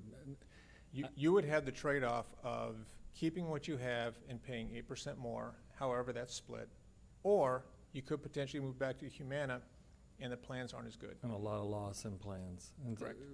so fortunately, we are not making that decision and that tonight. Well, I guess we could be, but we're offering another partially self-funded. We're recommending to stay with United Healthcare, but move to a self-funded basis to save, on a worst-case scenario, about $600,000 to the district and keep plans and rates the same for employees. Any questions? Any questions? Well, yeah, let's get started. On Plan 5, you've got administrative costs. What are the administrative costs that they're gonna perform and what's our administration gonna have to do from our angle as far as supporting that? In other words, what's our HR gonna have to do to support a self-funded versus when you're fully funded, you wouldn't necessarily have to do? So from the human resources perspective, there's not much of a difference, because what human resources does is communicate to employees, here's your plan, here are the phone numbers you call, here's your ID card, here's what comes out of your paycheck, and so forth. The biggest administrative difference is really more on the financial side, because every month the district would pay monies to United Healthcare for administrative costs, pay the claims and answer the phone. They would pay costs for the stop-loss premiums, as we spoke about, and then they would have to fund claims. And the way it works is claims are funded every week, and so there would be an account set up, excuse me, that United Healthcare would either draw from, or the district could push versus pull, and that comes every week. So what happens is claims could go up or down, but again, there's a maximum threshold throughout the year. Yeah, there wouldn't be a maximum threshold for each week. We could actually blow out a week and then. You could have a bad week, you could have a good week. That's Right. correct. So if there's a bad week, where would the funds come from? We have to go into our fund balance to pick that difference up to make sure that we were covered for that week, or would we have a continuing revolving Well, situation? So what happens typically, moving from fully insured to self-insured, if you think of it this way, if all of these changes are to take effect September 1st, if you went to the doctor August 31st for whatever care it was, the claim would come in September. That is still under the fully insured arrangement, so the district would pay none of that. But the district, I assume, would still fund a full month of September activity based upon what the district pays and what employees pay. So in theory, you would be building up a reserve during the first month or so of your plan. It takes a little bit for claims to start trickling in a self-funded basis. Pharmacy usually kicks in pretty quickly, but other physician and hospital charges can take up to a month or so to come in. Well, we're talking about using a certain amount of our fund balance to start as seed money to kick that off. Would that still happen here? There has to be there has to be seed money. The seed money right now that United Healthcare is recommending is approximately 1 week's worth of claims, which I believe was $112,000.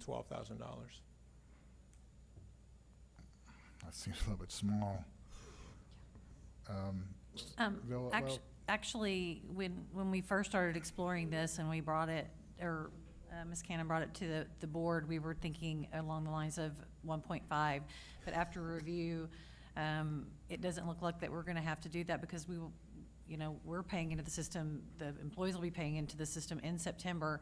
I think that the quote for it was 650,000. Is that what something like that? Something like that. And just to be conservative, we're going to bring tonight, we have to do a resolution first to commit funds, but for us to be able to set up if everything goes, for us to be able to set up a fund, we would have to do a resolution first. And so, I just want to make sure in all that, though initially the board had authorized 1.5, we're saying 700,000, not 1.5 million. Yeah. Because of now we can see the numbers and it's a little better than. Correct. We were kind of projecting like maybe it's twice, it's not as good as what the numbers came. And in some ways, we talked about Maggie's, I know that's federal, so I'm not trying to mix that, but basically that food service, that's an enterprise fund, that's a separate line item on the, the budget. We always look at that separately. this in essence will be set up similar to that. And I know there were some questions about, you know, the money going for something other than healthcare, and we can't. I mean, we've got to set it up as a healthcare account, basically. That's correct. I mean, the way the law is written, because employees are paying towards the cost of care, then all monies have to go to the cost of care. As long as we're still under it. Now, I would assume, worst case scenario, years down the road, you know, something happens, wait, maybe there's universal health care now for every citizen, or, you know, something. Right. And this board, or a future board then, they would have to close this out and say, we're no longer doing this. Then that fund could, just like we decommitted a while ago, could decommit, but it would have to be after this enterprise that we're about to start potentially is over, right? That money is sitting over there. The partially self-funded would have to end, and then the board, Correct. a board That's would correct. decommit it. So there is a way out of it, I guess is what I'm saying. That's the bottom line. It's not like you're gonna put it in some fund that we can't ever get back. It's No, still our no, money. No, I'm not saying, I'm trying to get to the mechanics of this. That's what's missing, is the mechanics of how the money is gonna go in, how the money is gonna come out. In other words, what you have here is, yeah, you're saying, okay, we have administrative costs, we have stop-loss premiums, we have credit allowances, we have all this. I'm wanting to understand the mechanics of what we're getting ourselves into. So that I understand Sure. where the numbers are gonna come from.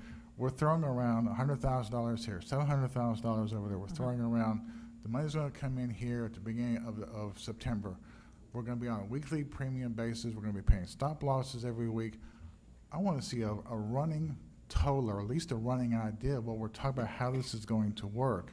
Because my worry is that we're gonna be sitting here going along merrily on our way, and we're gonna get hit with a stop loss. We're gonna get hit with a huge hit in the middle of a week.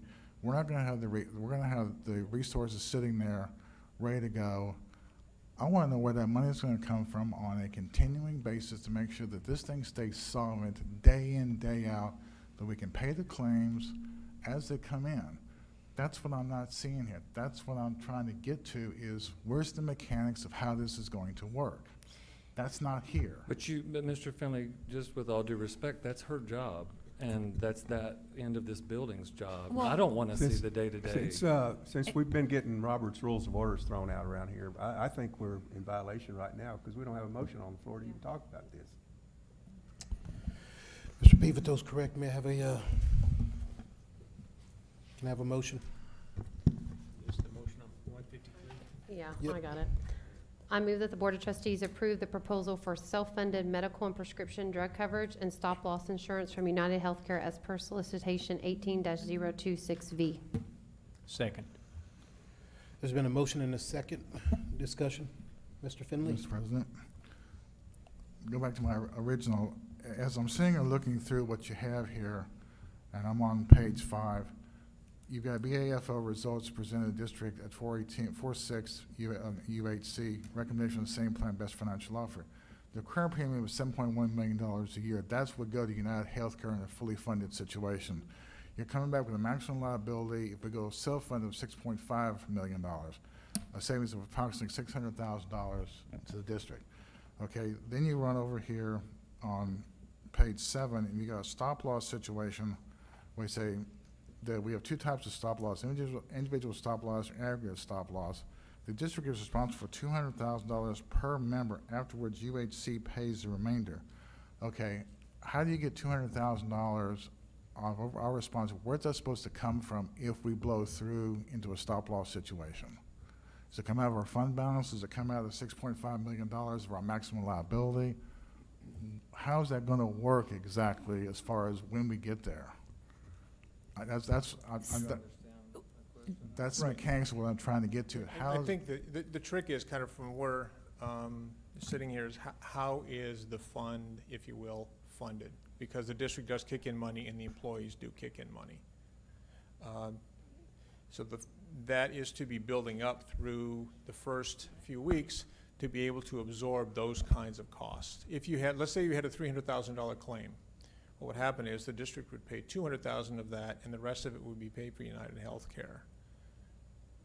Okay, so you got United Healthcare, it was $6.5 million. United Healthcare all of a sudden has to kick in $100,000 of that. Where are they going to get it? That's what you're paying stop-loss premium for.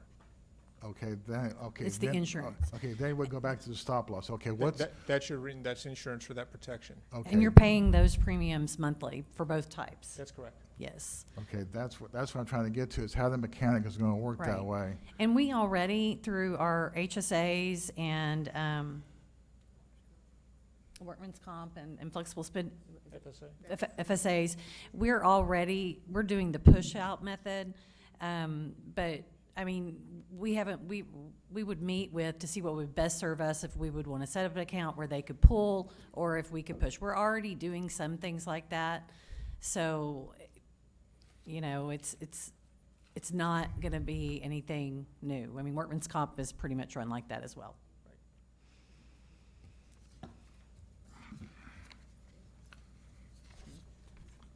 Okay. Go ahead. No, I'm asking if you wanna I'll, wait for, anybody else have any other questions while he's? Gary? Well, I'm looking at you. I guess I gotta say something. You have the floor. Just, so, in-house, who was part of a committee or whoever studied this to think through the pros and cons? I mean, who all was involved in that? Linda, I know. Well, initially, we had the health insurance committee, then we went and made the rounds of all the campuses and drew feedback from that. And then it kind of got into, because we got into such nuts and bolts, we brought in the accountants, kind of the people that were going to be doing the day-to-day. Your new position, you know, your new risk manager, because towards the end, it was a lot of what Mr. Finley's talking about. We had to look at the mechanics of it, so we brought in that group. And I don't, you know, what we're talking about is no healthcare increase for this coming year. I just want to make that, I mean, we could go form another committee and say, do y'all want no increase next year in the same benefits? I bet we're gonna get 100% response. I guess they might say, can you I guess cut after it? all that, and I don't want to put you on the spot, but just, so you're obviously coming forward tonight to make the recommendation to do this. I mean, after all that evaluation. Correct, yeah, about 3 years. What, if anything, gives you heartburn over this? There's a negative to everything, Yeah. otherwise it'd be a no-brainer. So It's a just, good question. We're gonna spend a lot more time looking at data. I mean, that's really, and the mechanic, this isn't a one time a year, you know, then we get this packet and we open it with this suspense-filled moment and then take our beating and, you know, the day is over and now our insurance is going up 10%.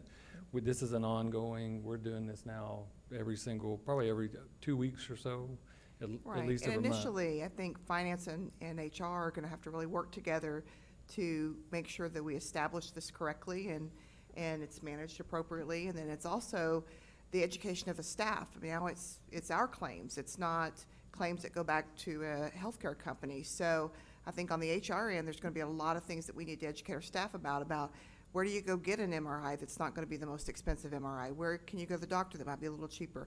So there might be some of that on our end that I think we need to do to help our staff, but we should be doing that anyway. So there's gonna be some work there, but I just think, and then the data, just making sure that we're looking at the data as often as possible to see where we are with the fund itself.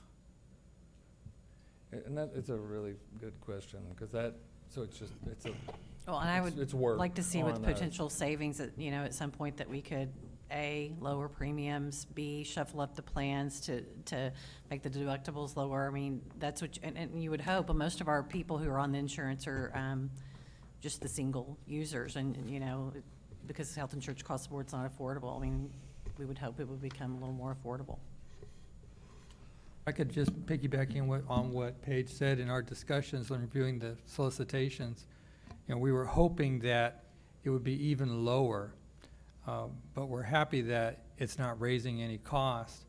We're hoping that it could become more affordable for our families in the district and lower income families in our district. However, the value added, the opportunity on self-funded, where we wouldn't have this opportunity under fully funded, is that if we have a healthier lifestyle in our district, our savings will grow in this fund, which could result in the district taking action to lower the daily premiums for our employees and adding value to the employees. Unfortunately, it can't happen immediately, but it can happen in 2 to 3 years if we live healthy. I guess it gets back to that. So if we do this, then we're taking much more greater responsibility for ourselves, our own destiny as a district.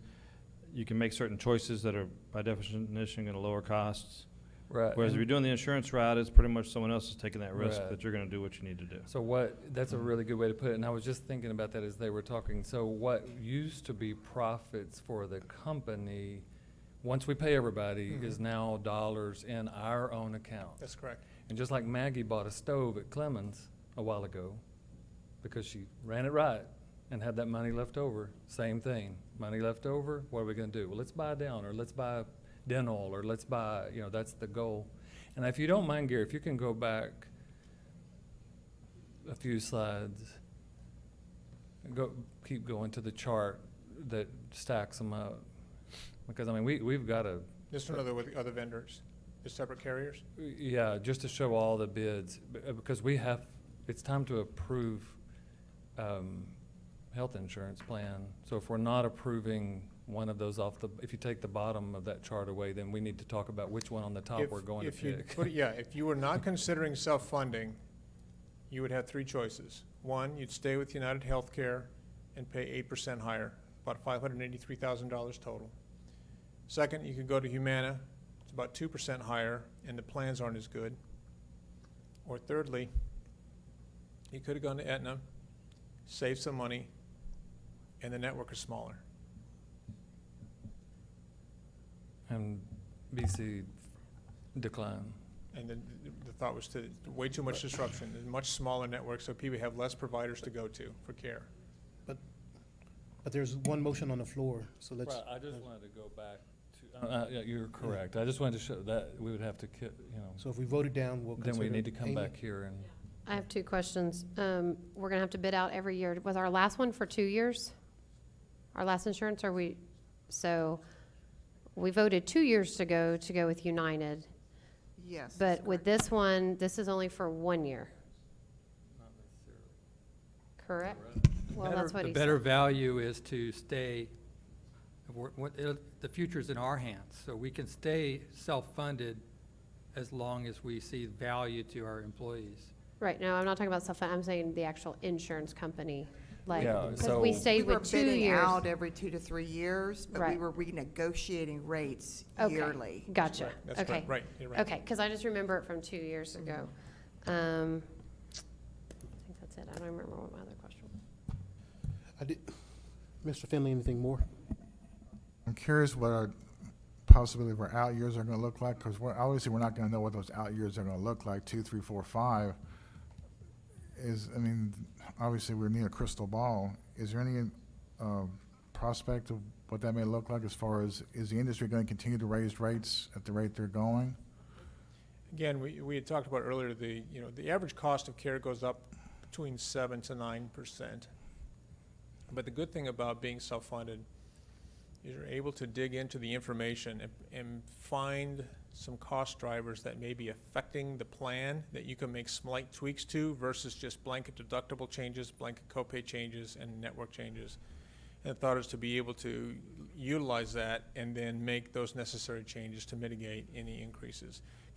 I can't say that costs are going to stay flat forever, but I can say that it does allow you the ability to look at it at a more granular level than you do today.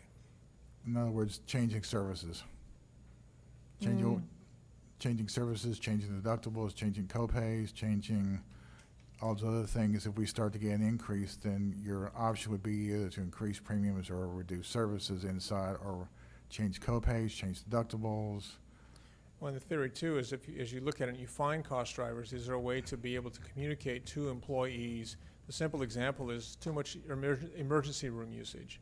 Can you create a campaign? I know there are materials that United has, materials that we have, that you can tell employees, here's when you should go to the emergency room, here's when you should go to urgent care, here's when you should go to primary care, and even you could even do telemedicine. Those kinds of things that us in the industry, we look at every day, but your average school teacher does not. Well, I know when we have a situation at my house, I'm not really all that concerned about it. I'm going to go down here to Baptist Healthcare. I'm going to go down here to where am I going to go get that emergency room care because I need it. All the education in the world goes out the window. I'm going to go to the first place I can get my hands on that is going to provide the service I'm looking for. So that education is good in a non-emergency situation. But I know emergency room care is expensive and hospital care is not getting any cheaper. So we can have all the education plans we'd like to have, and when you got a little boy that's got, you know, a cut and a half, you're not gonna be really worried about where I'm gonna go. I'm gonna go to the first place to provide the service. If it's $500, if it's $1,000, that's where they're gonna go. I'm just trying to say, if we're gonna do this, then I wanna have a little more information as far as the granular level, just so I understand what's going on. I see the numbers, they're sitting here, and they look really good. I have to admit, they look really, really good. But this is the first time, yesterday was the first time I got a hold of this information. And again, like was stated earlier, the employees haven't even seen this yet. They have no idea what this is gonna look like. So are they on board with this?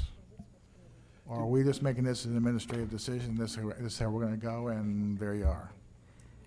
For them, things aren't going to change. They're going to get the same plan coverage with the different plans that they can choose from at the same rate. So what we are going to go out with for sure is the information on the plans to re-enroll for this next year.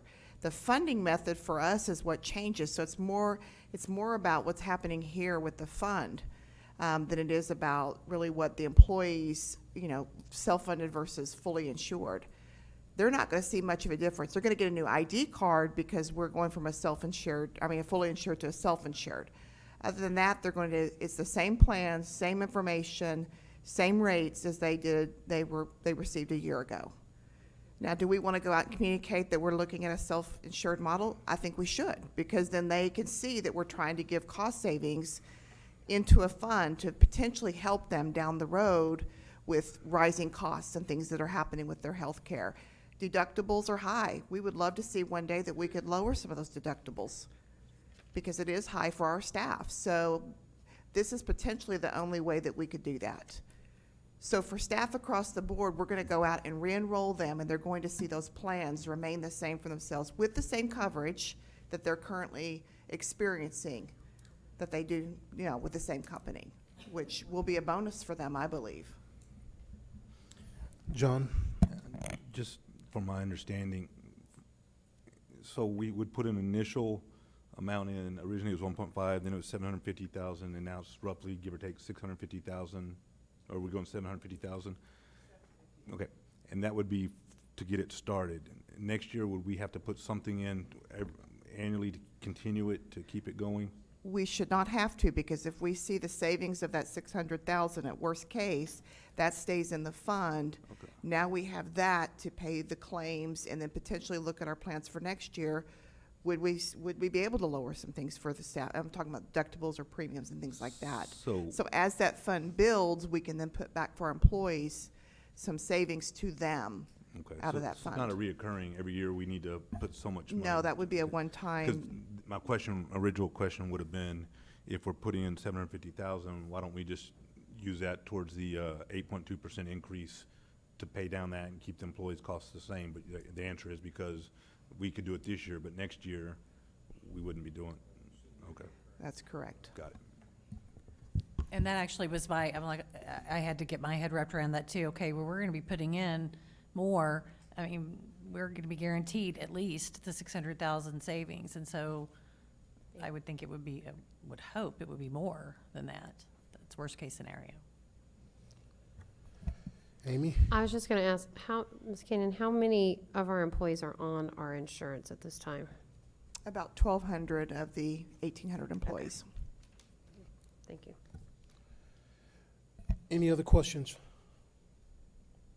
I do have one slight concern, and that's when you said that some of your employees, the HR, would start doing some stuff that they should be doing, but they may not be doing right now. Could that lead to sort of creep, and next thing you know, they're doing more of this than what they should be doing, and, you know? I just think we can do more and more education with our staff on health insurance and, well, actually the benefits package, not just the health insurance. Our employees, you know, teachers in a classroom all day, you know, have trouble getting to a phone to call and try to find the cheapest MRI. So what can we do to help our employees with things like that?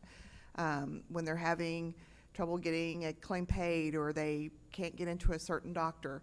You know, I would like to see us potentially be able to offer more of that service to our staff to help with things and just educating them about healthcare in general. I don't think they all, you know, have the time to really sit down and read everything about healthcare and benefits, costs, and help just with the education of it. So being out on campuses doing things like that, I think would be a benefit to us. No, I do get it, and you answered my question. It's just that I didn't want a year from now to you to say, guess what, one of my HR personnel, that's our full-time job, and so now we need somebody else. It's just it's just I a concern. understand that, yes. And as far as you, sir, Mr. Gallagher, Gary, what was your first name? Gary Heisel. Gary, I saw Gallagher, Gary. Yeah. So if you said AKA fees should remain sort of stagnant if Congress does not change, what's worst case scenario if things just go the opposite direction if Congress does change? What are we talking about, worst case scenario for Affordable Care Act fees? Right now, the only Affordable Care Act fee is about $4,000 to the district. Okay. Okay, that's today. Now, if you're asking me to project what the federal government will do for healthcare reform fees, I wish I were that smart and I would know what that is. That's fair enough. You mentioned it. Thank you. Right. Does everybody have enough information? Well, let me ask one final question. Not to beat the horse. Nobody wants to start moving the horses this way. That's fine. So what it basically boils down to is page 5, section 3, where currently we would pay $7.1 million annually, and you're saying that this next year, our total out-of-pocket, all said and done, the district will spend $6.5 million. Worst case. Worst case. End of story. Correct. We're not going to spend $1 more than $6.5 million. Correct. Assuming the enrollment stays the same, because everything's driven by enrollment. Okay. If the enrollment shifts, what's that going to look like? Is it going to grow or shrink? Both. Either one. If it grows, it goes up. If it shrinks, it goes down. According to basic percentage of whatever that happens to be. But the relativity, think of it this way, the relativity of the 600,000 versus 7 million will be the same regardless if you have more employees covered or less employees covered in the plan. But there's no way to tell what next year would look like. Correct. At this point in time. Correct. If it follows a normal pattern of 7 to 9%, that 6.5 would be roughly what, About $7 million. $7 million. So I'm going to figure 6.9. Mm-hmm. So at that point in time, hopefully by then there would be enough reserve, 600,000.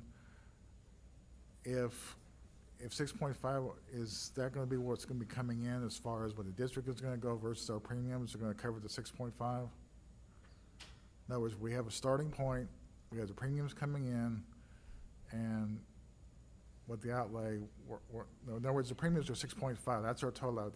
Premiums are coming in from The 6.5 is also, it reflects our stop loss. Everything. So, do you see what we're going to be paying in the 7.1. Our contribution, the district's contribution, the 310 a month, plus whatever the employees pay. Okay, I just thought of the other question I was going to ask, thank you. Okay. You hit, if we have a blowout in the stop loss, what's that going to do for next year's stop loss insurance? Potentially. Could go up. How much? Okay. Typically, if we have a bad year, what we have done in the past is bid the stop loss coverage every year. You do not have to have the same stop loss vendor or carrier as you do your medical payer. Or parameters either. Correct. You go from 200,000 to 300,000 that we would have to cover. They would cover the rest of it. You Would could that be do a true that. statement? You could do that, or you could stay at 200,000 and pay our higher premium for that. Or would they force us to a higher premium at 300,000? That is very rare. That is extremely rare. But they would charge us higher premiums for that. Correct. That's a variable that's hard to come by. I mean, if you're sitting looking at what's in front of us right now, yeah, it looks really good. I think it's the out years that you don't have any idea what to do with. I mean, we could have a blowout year. I know my employer had a blowout year this year, and they had to refund us for $1.5 million out of their cash reserve. We had a hell of a blowout. We've got more employees than that, more employees than we have right here. So it can happen any given year. That's what I'm more worried about is we have a blowout and what's that gonna do to the situation? Obviously, we can't protect for that, we can't project for that, but it'll only take 1 year and that savings is gone, potentially. Would that be a true statement? There are a lot of things that can move the healthcare needle. So again, the thought here is this allows the district to immediately fund a reserve going forward. What if they have a good year? And what happens is that fund reserve goes up because again, what are the maximum liability? What the actual liability was $6 million. So now the district to have $1 million sitting in reserve to then talk about what will happen during the following year. Basically, it's a crapshoot. We have as much of a chance of it going up as going down. Really, when you stop and think about it, it really is. We don't know what the future holds. We don't know what August of next year is going to look like. It could be worse. It could be better. You're right. You're exactly right. It could be better, but we really don't know for sure. At this point, nobody would know. Okay. Thanks. All right. Any other discussion? We do know one thing. With the self-funded plan, the teachers' premiums will not go up this year. Staff members' premiums will not go up this year. Is that correct? That's correct. If they stay on the same plan and don't add any dependents, That's correct? correct. Okay. All right. So we know that much. I'm sort of ready to call the question unless anybody objects. All right, the motion was to approve the proposal for self-funded medical, excuse my language. Approve the proposal for self-funded medical and prescription drug coverage and stop-loss insurance from United Healthcare as per solicitation 18-026 Victor.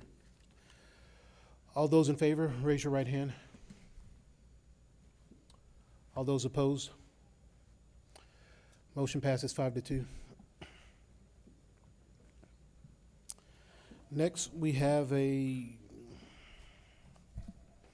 request for board action resolution to commit initial contribution from district unassigned general operating fund balance for partially self-funded group health insurance expenses presented by Paige Maloney.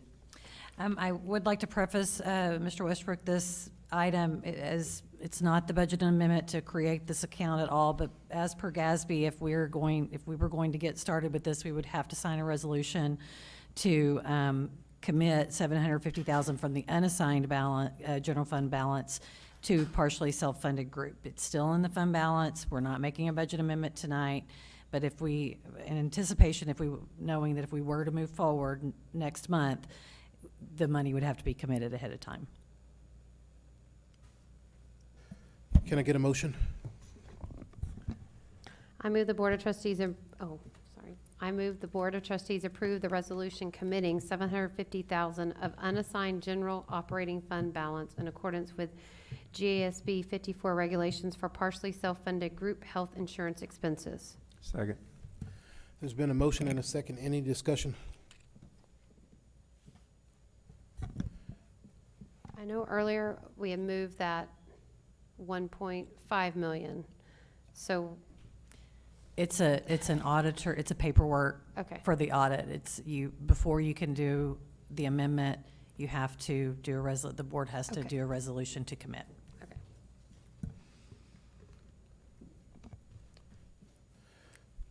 All those in favor, raise your right hand. All those opposed? 5-2, motion passes. I've been assured we have less than 15 minutes of a closed session. We don't even have to go if you don't want to, but 15 minutes if you want to go. She has personnel. She has the- Personnel, yeah. how many, what do we have? There's no new positions for approval tonight, so what we have is the contracts for term contracts. And then I have the standard resignation retirements and a list of continuing contracts, folks that are on that. Go. Do we need to go? Anybody feel the need to go? Can I just make the motion? Yes. I move that the Board of Trustees approve the employment list as presented of contractual personnel for the 2017-2018 school year. Okay, well, let's get a second and then, That's fine, just put the list up here. So they have it in hand. We can get a second and then look at the list and discuss the list. Wait, no, we can't discuss. Oh, yeah, not discuss. Look at the list. You can look at it. But I can second. You can it. second and then we'll I take a look second. at it and then, yeah, come on. Yes, ma'am. Yes. Thank you.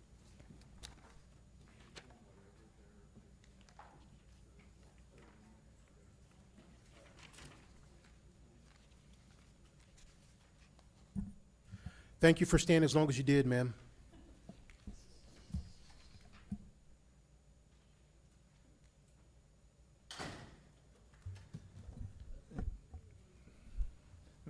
Ms. Cannon, how many, just out of curiosity, how many continuing contracts do we still have? Just ballparking, I guess. But, Actually, it's probably more than I thought, maybe about 50 oh, okay. across the district. All right. Thanks.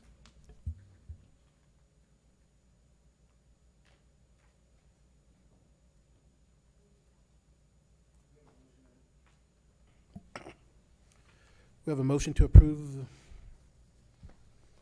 Say it again, John. I move that the Board of Trustees approve the employment list as presented of contractual personnel for the 2017-2018 school year. That's been motioned and seconded. All those in favor? Motion passes.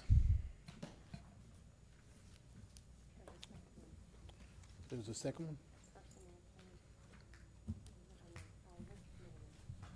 Linda, what else? That was it? You had it Contractual broken per- into two, but that, they just approved.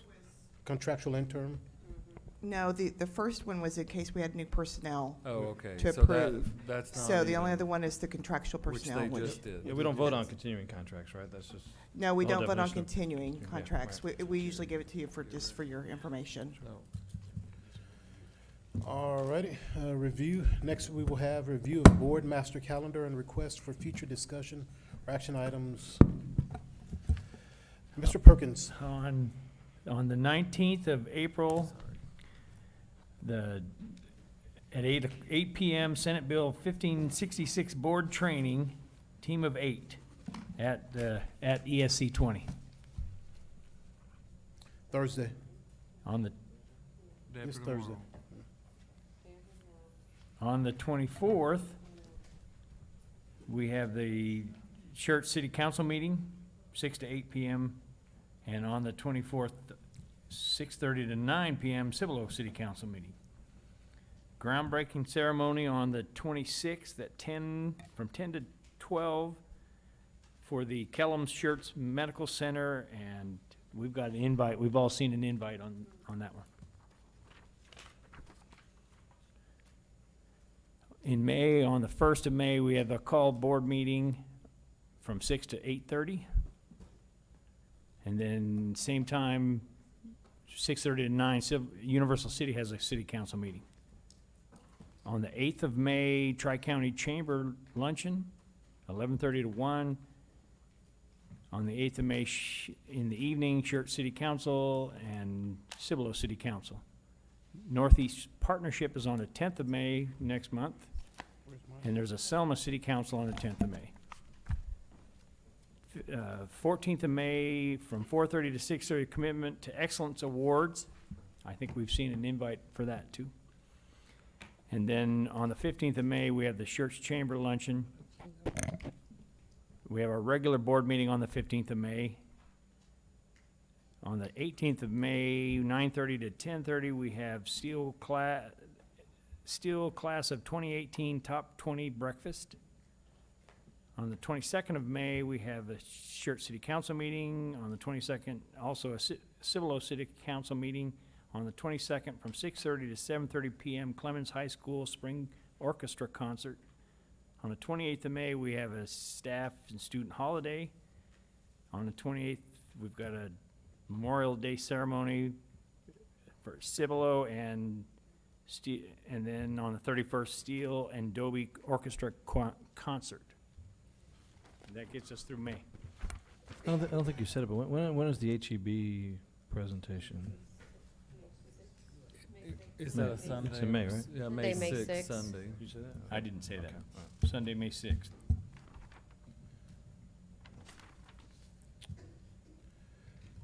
That's all I have. All right, there's nothing further. Oh, no, anything more on the agenda?